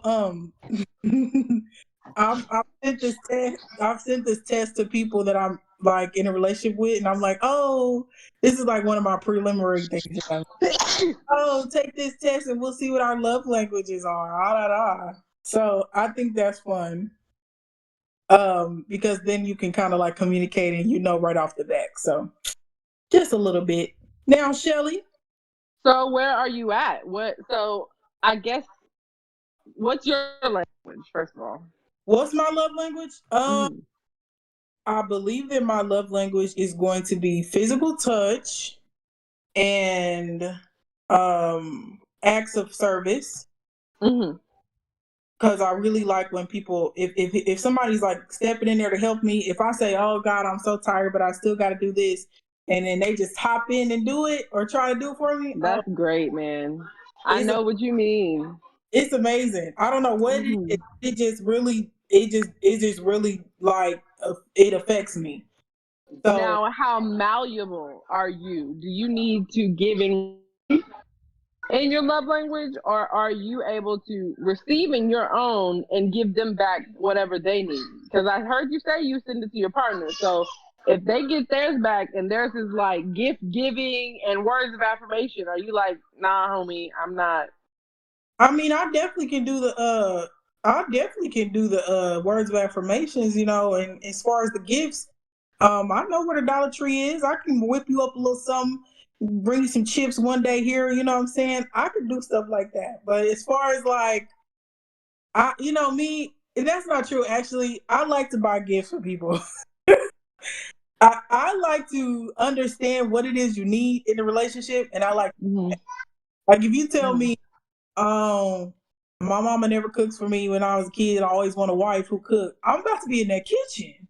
I'm about to do stuff, because if that's what you need to feel loved, then I like to cook anyway. So that's the type of person that I am. What about you?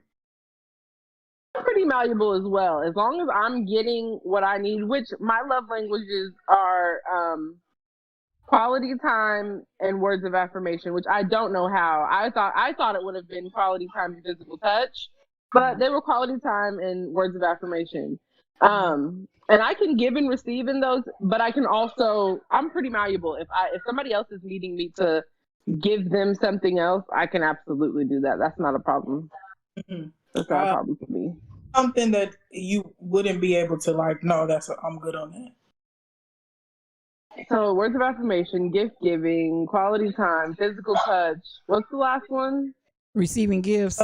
So I'll show you guys how I turned out here. Let me switch that screen over. And so I don't know how much of this is impacted by other questions prior to, but mine's quality time, physical touch, acts of service, words of affirmation, and receiving gifts. Okay. I don't think that there's any of them that I would have to say absolutely no to. I think the most off-putting ones for me that I'm just kind of hesitant with how to proceed are gift giving and acts of service. Because is gift giving like you want to be sugared on, like you're looking for a sugar mama? We have to talk about that. Like, do I need to give gifts from yeah. Cougar is different from and then acts of service, it makes me think like, wait a minute, are you lazy?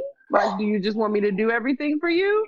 But after a conversation and somebody explains to me what they need, I can absolutely get that. But if I'm thinking like off the top of my dome, those two things make me question them a little bit. Make me question motives a little bit. Okay. Yeah. What about, let's talk about this. If we apply this to our friendship relationships, let's switch it up a little bit. What do you think? Is it different? Is it the same? How do you go about knowing this about yourself and needing that from your friends? Or do you need that from your friends? Is it not important with friendships as it is? I think about it. I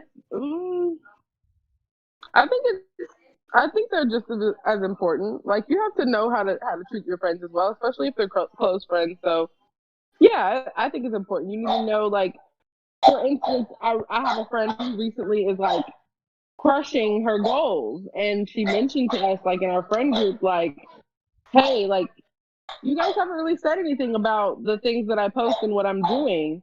And although I felt like I was, purchasing from her website or whatever else, booking services, and that was enough to show that I supported her, she really needed us to say, like, you're killing it. Congratulations, you got it. And we didn't quite pick up on that, but she said it, and we've moved forward. So hers would kind of be maybe like public displays of affection, but like on I think it's words of affirmation is what she was getting at. Like, she needs us to say that we support her. We don't really, people don't, I mean, I personally, I don't hear a lot of people talking about what you need from your friendships, or, what friendship, how do you build friendship relationships? Because I think that having friendships and a girl group, or just a group of people that surrounds you and y'all all support each other, I think it's important, but it's difficult, especially when you come to the trust. And like me, I feel like I had a lot of breaks in my relationships with friends, and so now I'm at a point to where I don't really seek out friendships anymore. It's just, if it happens, and it happens, but I'm always have like a grain of salt. Like, if it happens, something might go wrong, I'll be ready for it. You know what I mean? But I always wanted like a girl group friend where it's like 5 girls and everybody supporting each other, and you travel together, eat together, you raise together, blah blah blah. But it doesn't necessarily happen like that for everybody. True. Now, I'm not in a significant other relationship, so I'm probably the exact opposite of what you're describing, as far as real heavily into the wanting the significant other. My life is very fulfilled, but it's very fulfilled because I have very, very meaningful relationships with my friends. And those friendships are very wholesome. They're very healthy. They're very satisfying. And I am not lacking in any of the areas that I would have, as far as looking at what are your love languages, not so much with a significant other, but those areas are very, very adequate with my friendships. And it's a beautiful thing. And I love it. I absolutely love it. I really, really do. And I'm not just, how you get people that'll say that, and it's like all the time they're really longing for something. I mean, I love it. I love it. So. Sky 8843, she said, or they, I don't know if it's, that's SK 8843. I got you. SK 8843. I got you. I got your back. I'm used to people spelling things creatively, so I just exactly what I just happen to know what it is. My BFF and I don't get a lot of time together, but the time we have is quality. Yes. And I think really good. Some people, I mean, because we're living in the real world, people got jobs, you have ambitions, a lot of people have jobs and like side hustles, you got kids, you got family, you got things you get done. You don't necessarily have a lot of time to spend with your friends. But when you make that time, you make sure that time that y'all spend together is quality, right? And you got are in tune to each other and talk it out, or whatever you need to do to feel connected. So I think that's pretty cool. Awesome. Uncle Brown said me too. So there's a bunch of different forums too on love languages, and one that I've been following is for children, like parent-children relationships, and they talk about like, oh, if your child's love language is acts of service, they like for you to go to the park with them and play with them. So it kind of puts things into perspective for the different dynamics, because obviously acts of service for your romantic partner could be like rubbing your feet or washing the dishes, but your kid can't do that, and they don't really care if you do it. So acts of service for your kid would be going to the park. Physical touch would be like snuggling before bed, or like a hug when they're hurt, and things like that. So I really love what Gary Chapman has done with kind of the brand of the 5 love languages and making it very well-rounded. Yes, yes. Basically, he put a language to that thing. Yes. And people can actually go in and see what it is. I never thought about it from a kid aspect, because you never think about, kids, you just think, oh, we need to just take care of them until they get to I don't know. So I think that's cool that he has that, and so you can kind of get a little more connected with your child or your kids or grandkids or whatever. I love what Michelle said about her friend. She said when she was sick, her friends took care of her girls. They showed her what true friendship was about. And so when you have those kind of connections and when you have those kind of relationships, now to me, that's when we start talking about relationship. That's when you start talking about love, where you got people that would just step up to the plate and fill in, no questions asked, be there for the duration and the long haul, and love you, love your family, love your kids, and keep it raw. That's real. That's real stuff. Yeah, that's when it counts, you there. Absolutely. And when I need you Absolutely. there. That's what I think is good friendship. And then you have friendships to where y'all haven't talked to you wondering, man, are we still cool or not? And then something happened and that friend come right in and be like, what you need, where you at, and blah, blah, blah. And you be like, yeah, I now understand what's real. And it'll get, I'm sorry, go ahead. No, I was just going to say, and it'll get greater even as you grow older and go along, because my friends, I may not see them for long spans of time, and I don't even wonder if they're there. I just automatically know that whether I've seen them or not, whether we've talked or not, if there was any situation where I needed them, there's no question that they are Johnny on the spot without a question. And that's why when I talk about the reach back, I need to reach back and be able to feel somebody or touch them. It's like you may not be there, but you know they're there kind of scenario. They may not be in my space and in my face all the time, but I know that they're there. And there's no question about it. No ifs, ands, or buts. Okay. Yeah. I feel that in my spirit. Shout out to friends. Shout out for friends. Shout out for friends. My mother, she has old friendships to where they've been friends for 40 years or 30 years and things of that nature. And I think that's amazing because I'm not necessarily I don't really have any friends that I could say we've been friends for that long or that far back. So do you think that's is that something that is we ain't that old yet, Lena? But I'm saying these are friends from conception or from 5. No shade. Ooh, that sounded bad. I'm just saying our mothers are older than us. We haven't. Right, I understand. Reached that. What I'm saying is she has friends that she's still friends with from childhood. And I don't necessarily have that. So I was wondering, do you guys have relationships that old, or doesn't matter how long, but do you have relationships still with friends from childhood? Yes, I or do. necessarily family? I do. Oh, okay, that's awesome. Yeah, I do too. I have people I grew up with, in the neighborhood, school. I definitely have friends from childhood. I think that's awesome, but I wonder if that's going to continue to be the thing, because if you think about now how kids are being grown now, a lot of kids since pandemic are not going to school. They're just doing homeschool. So wonder how's that going to affect their relationships when they get older. Are they going to have those old friendships or whatever? You know what I mean? What does friendship look like to them? Yeah, they definitely are still connecting.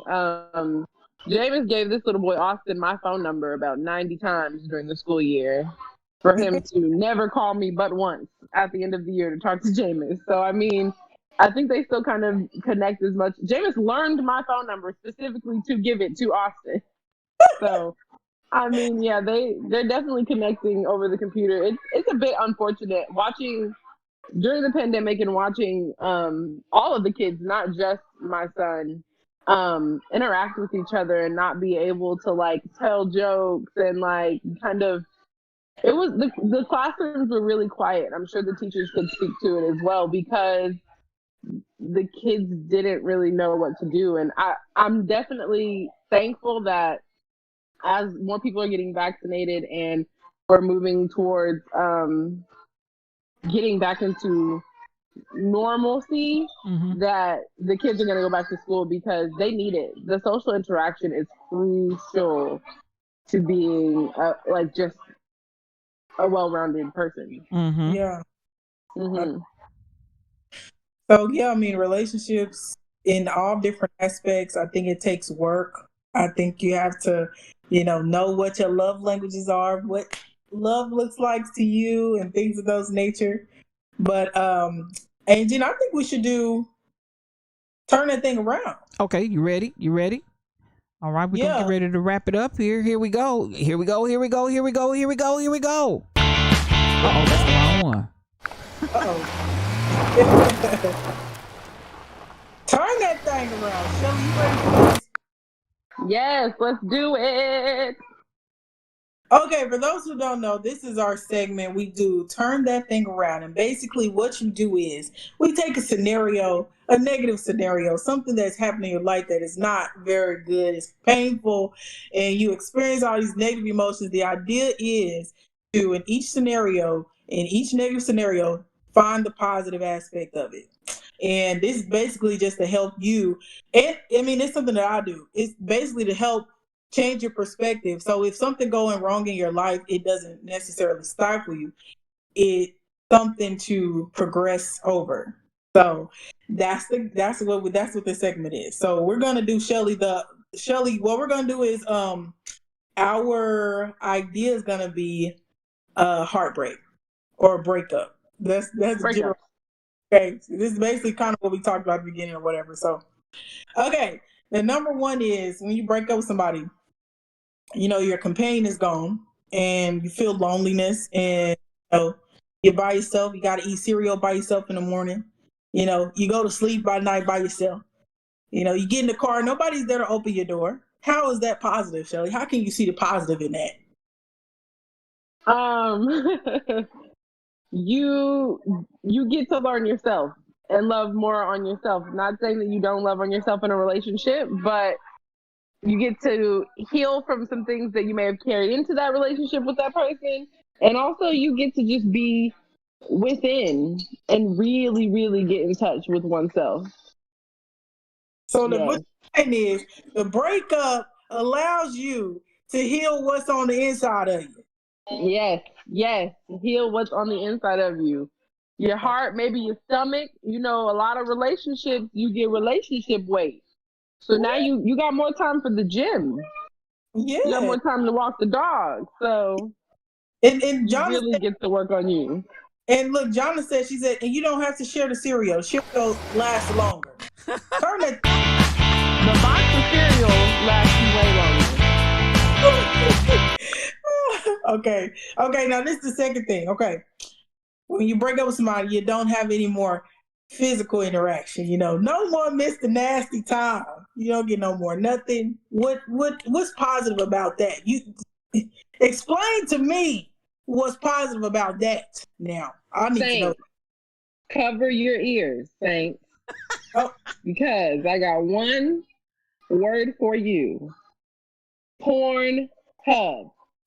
That's it. You don't need another person. It's you. You put them fresh sheets on that clean bed. You spread out, and you got it. Okay? That's it. You don't need nobody else. Pornhub.com, honey, you can learn some things for the new relationship. You can learn some things. And I'm sure there's some things that they wasn't doing for you that you can do for yourself. So it's a lot of different people. All I'm saying is, yes, that's a good one. And Jean is struck. She's struck. She's stuck. She doesn't want to be here anymore. I'm good. I told y'all, this is wherever y'all roll. If this is the young folks, I'm turning y'all loose. So there you go. Listen, it's a beautiful thing. Okay, what's number 3? You broke up with your man's or your partner, your woman, or whatever, and nobody's hitting your line.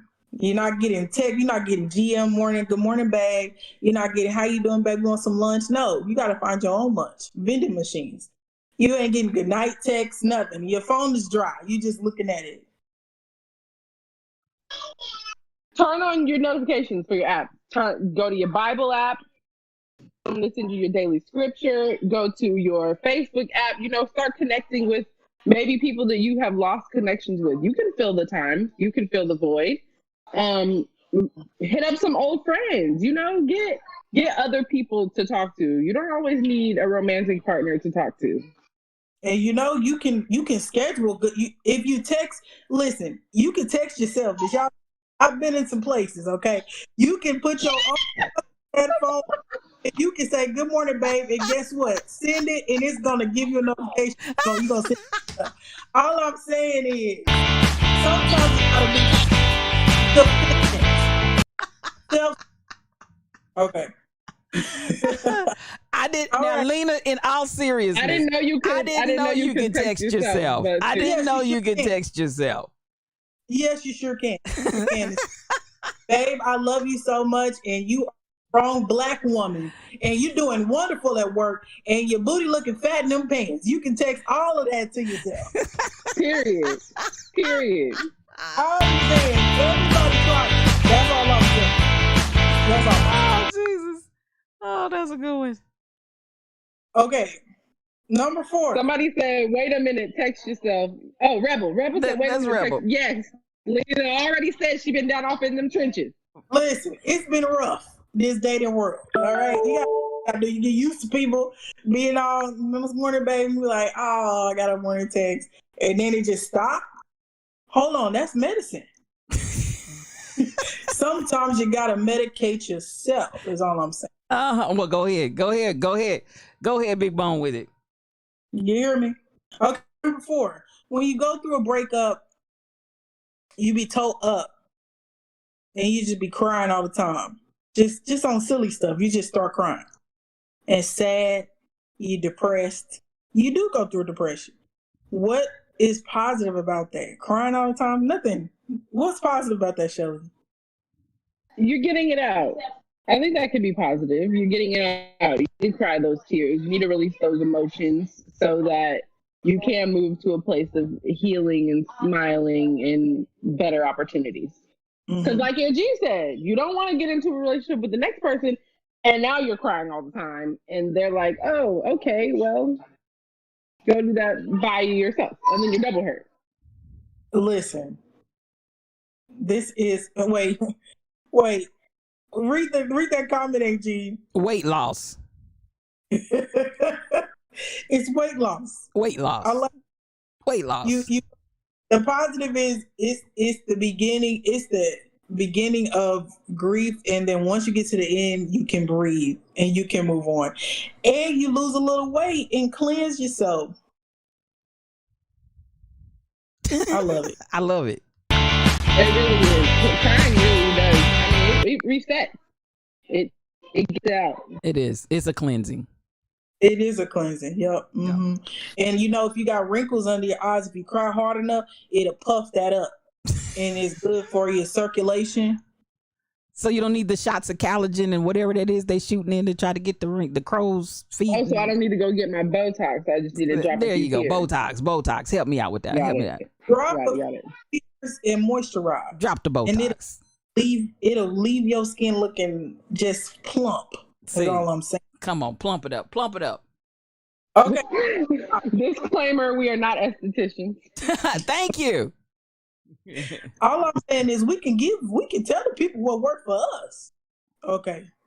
Number 5.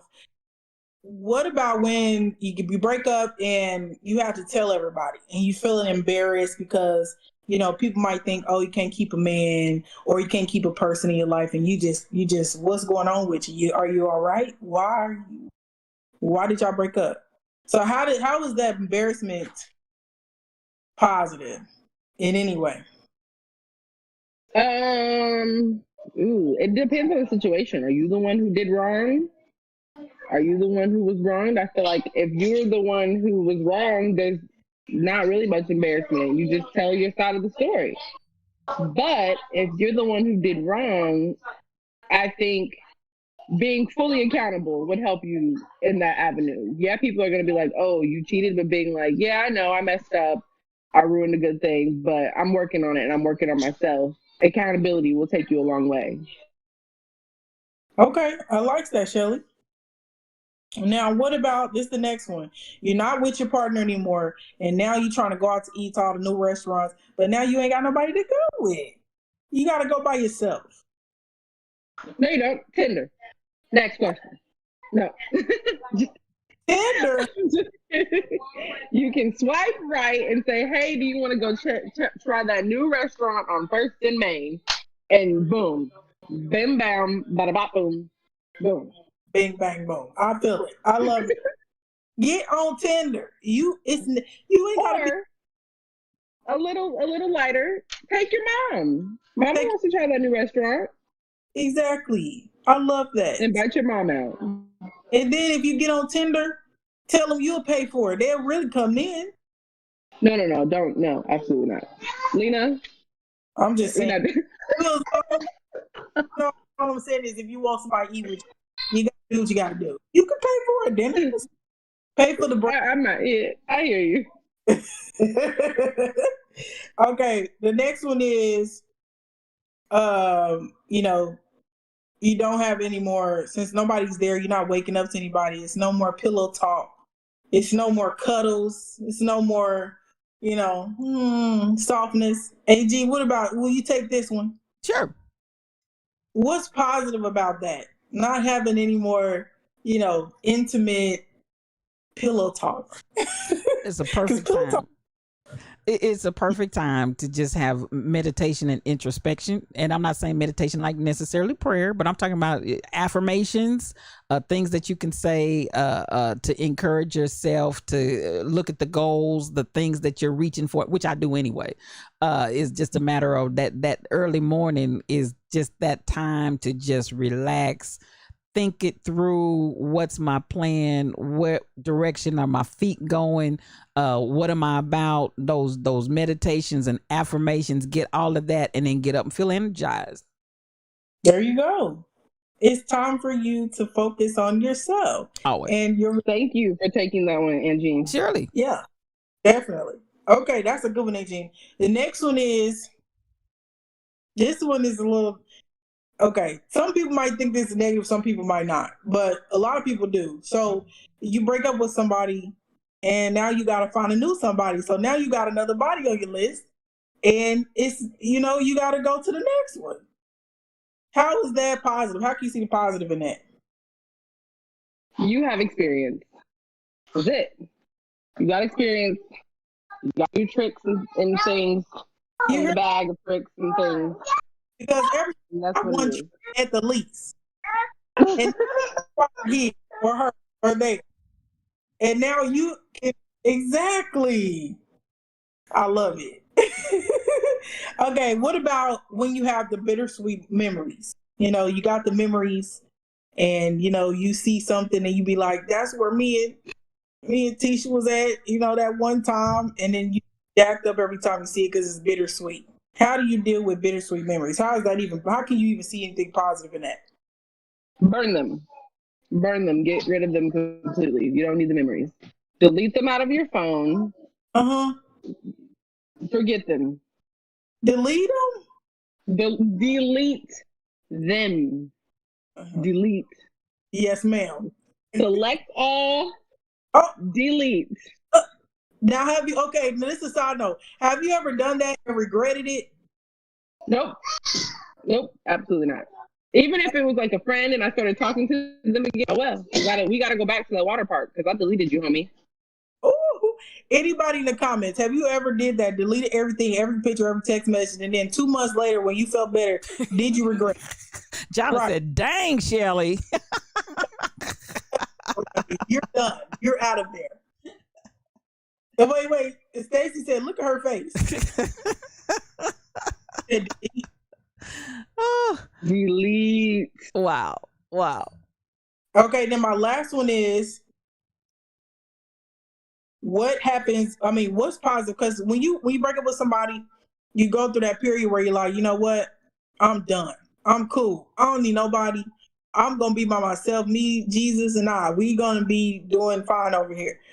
What, when you go through that phase, even though that might not be your journey and you know it, but you're telling yourself this, how can that even be positive?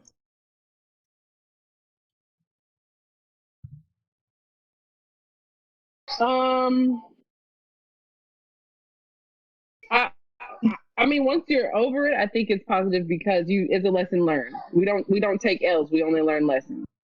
Mm-hmm. So It's gone. You've deleted everything, Lena, and it's done. You've deleted it all, and now you can learn that lesson, and you can move forward smarter and better. Shelly, in case you don't know, she ain't deleting. The delete is a no. Can you feel that in her, Shondo? It was The a very delete is a no. hesitant head nod when I said you've deleted everything.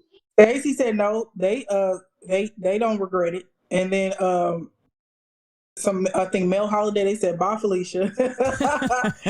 Bye. But you know what? I've done that once or twice, and I've regretted it both times. So I don't delete anything anymore. So yeah.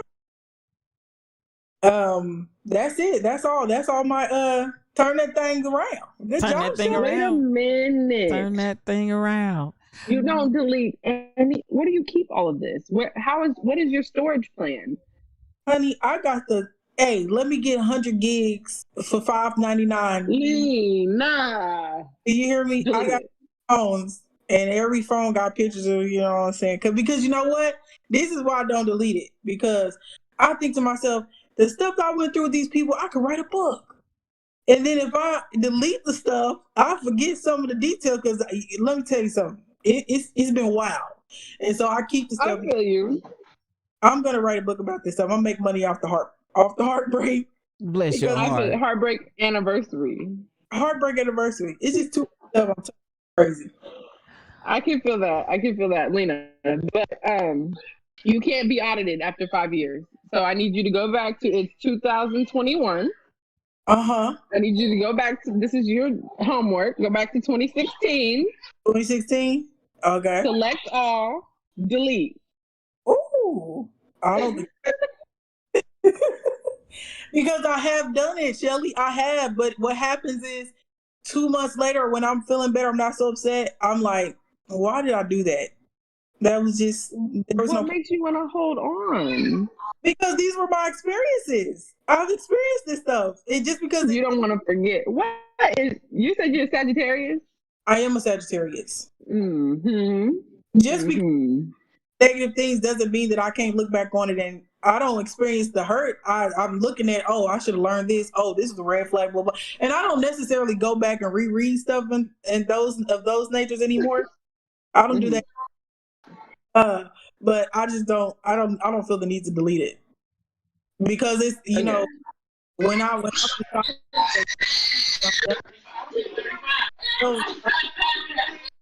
it doesn't come back up for me. I don't know. I don't need to delete it. I never understood that. I can hear you. But Stacy 546, they said, Lena, I was in a relationship for 18 years. On our 18th anniversary, she said, this isn't working out. Really? You just now figuring that shirt out now? Get out. Yeah. I would have burnt a few things, okay? I would have been in there with a mugshot, like, yeah. And that comes back to when you need to start being honest with yourself and letting people know what's going on. There's no reason why you're doing this to me. Like, really? I'm sorry that happened, Stacey. We're gonna make it. We're gonna do better. And it's gonna be okay. I'm trying to read all the other ones. Okay. Well, that's all. I think you all done a great job. This has Thank been you. Thank you for joining us, everyone. Oh, absolutely. This has been a journey for sure. I think everybody on here has learned. Many of my peers are, hey, what up, family? What up, Shelly Thunder? Good to see you in the house tonight.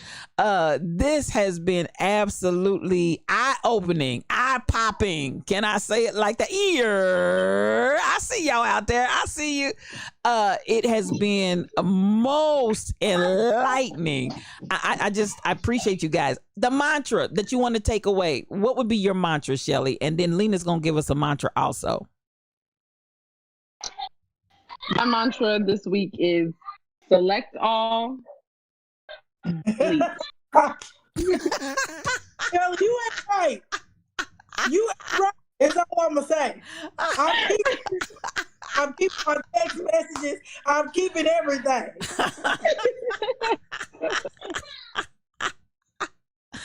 Oh, Lena, you got a mantra for us as we head out? I do. My mantra is live, learn, and love yourself. Come on. Live, learn, love yourself. I love it. Amen. So, Come on. live, learn, love yourself. That's it. Come on. Come on. Live, learn, and love yourself. As King Coogee said, who's one of our dear friends out here, life, L-Y-F-E. Love yourself first every day. And as Lena added on to it, live, learn, and love yourself. Shelly's got us out here deleting. She said, get rid of it. All that extra baggage that you don't need, lay it down and get rid of it. You guys have been great. And I want to thank everybody out there in our viewership that, I mean, y'all been talking. You all have really been going forth. I'm going to ask the ladies to give you any information that they want to share about IG. I see that's going on out here, Shelly. You want to give your IG information? If you want to give your PayPal, what am I trying to say? What's the one with the $sign? Cash App. Yeah, put your information out here for the people, if you so desire. I put my handles out there. That Miss Shelly Welly for Twitter and Instagram. Awesome. So follow at will because as much as the straightforward person I've been on here, my socials are very raw and uncut. So at will. Hey, I told everybody, and I'll say it again, this podcast is rated R. This podcast is rated R. And as we got a little foretaste of it tonight, I want you all to be able to be yourselves and talk genuinely and freely from your heart. I appreciate it. Lena, I see you put your stuff down there in the chat too, sis. Yes, my Cash App is Phoenix Leor. My Instagram is at Leor Music. That's that's LEEOR Music. And I'm at Lena Will on Facebook. There it is. Love it. Any last words from both of you? We'll wrap it up with whatever you want to say. This has been fun, and I like the community that we are growing, and I hope it continues to grow. Yes. So let's share the link. Let's get some more people involved because I like the chats. Disagree or agree, it's still all love. Discord means, we got to have those arguments. We got to have those debates and keep going. Mm-hmm. Well, I just want to make sure that everybody understands and knows, and Shelly in particular, I'm not deleting anything. That's what I want to leave everybody with. Forget her mantra. I didn't agree with it. So that's what I'm gonna say. I'm also gonna say that we rated R. We get nastier every week. So y'all come on in and grow with us, and we're gonna continue to have a good time and talk about. And thank you guys for engaging with us. It's been great. Thanks for the caller. I had a good time.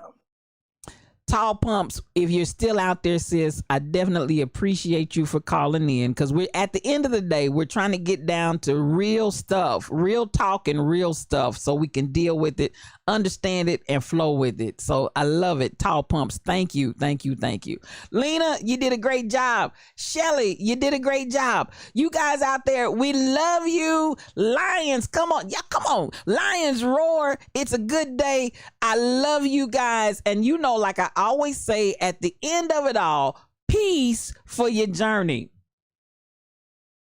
Let me turn the volume up.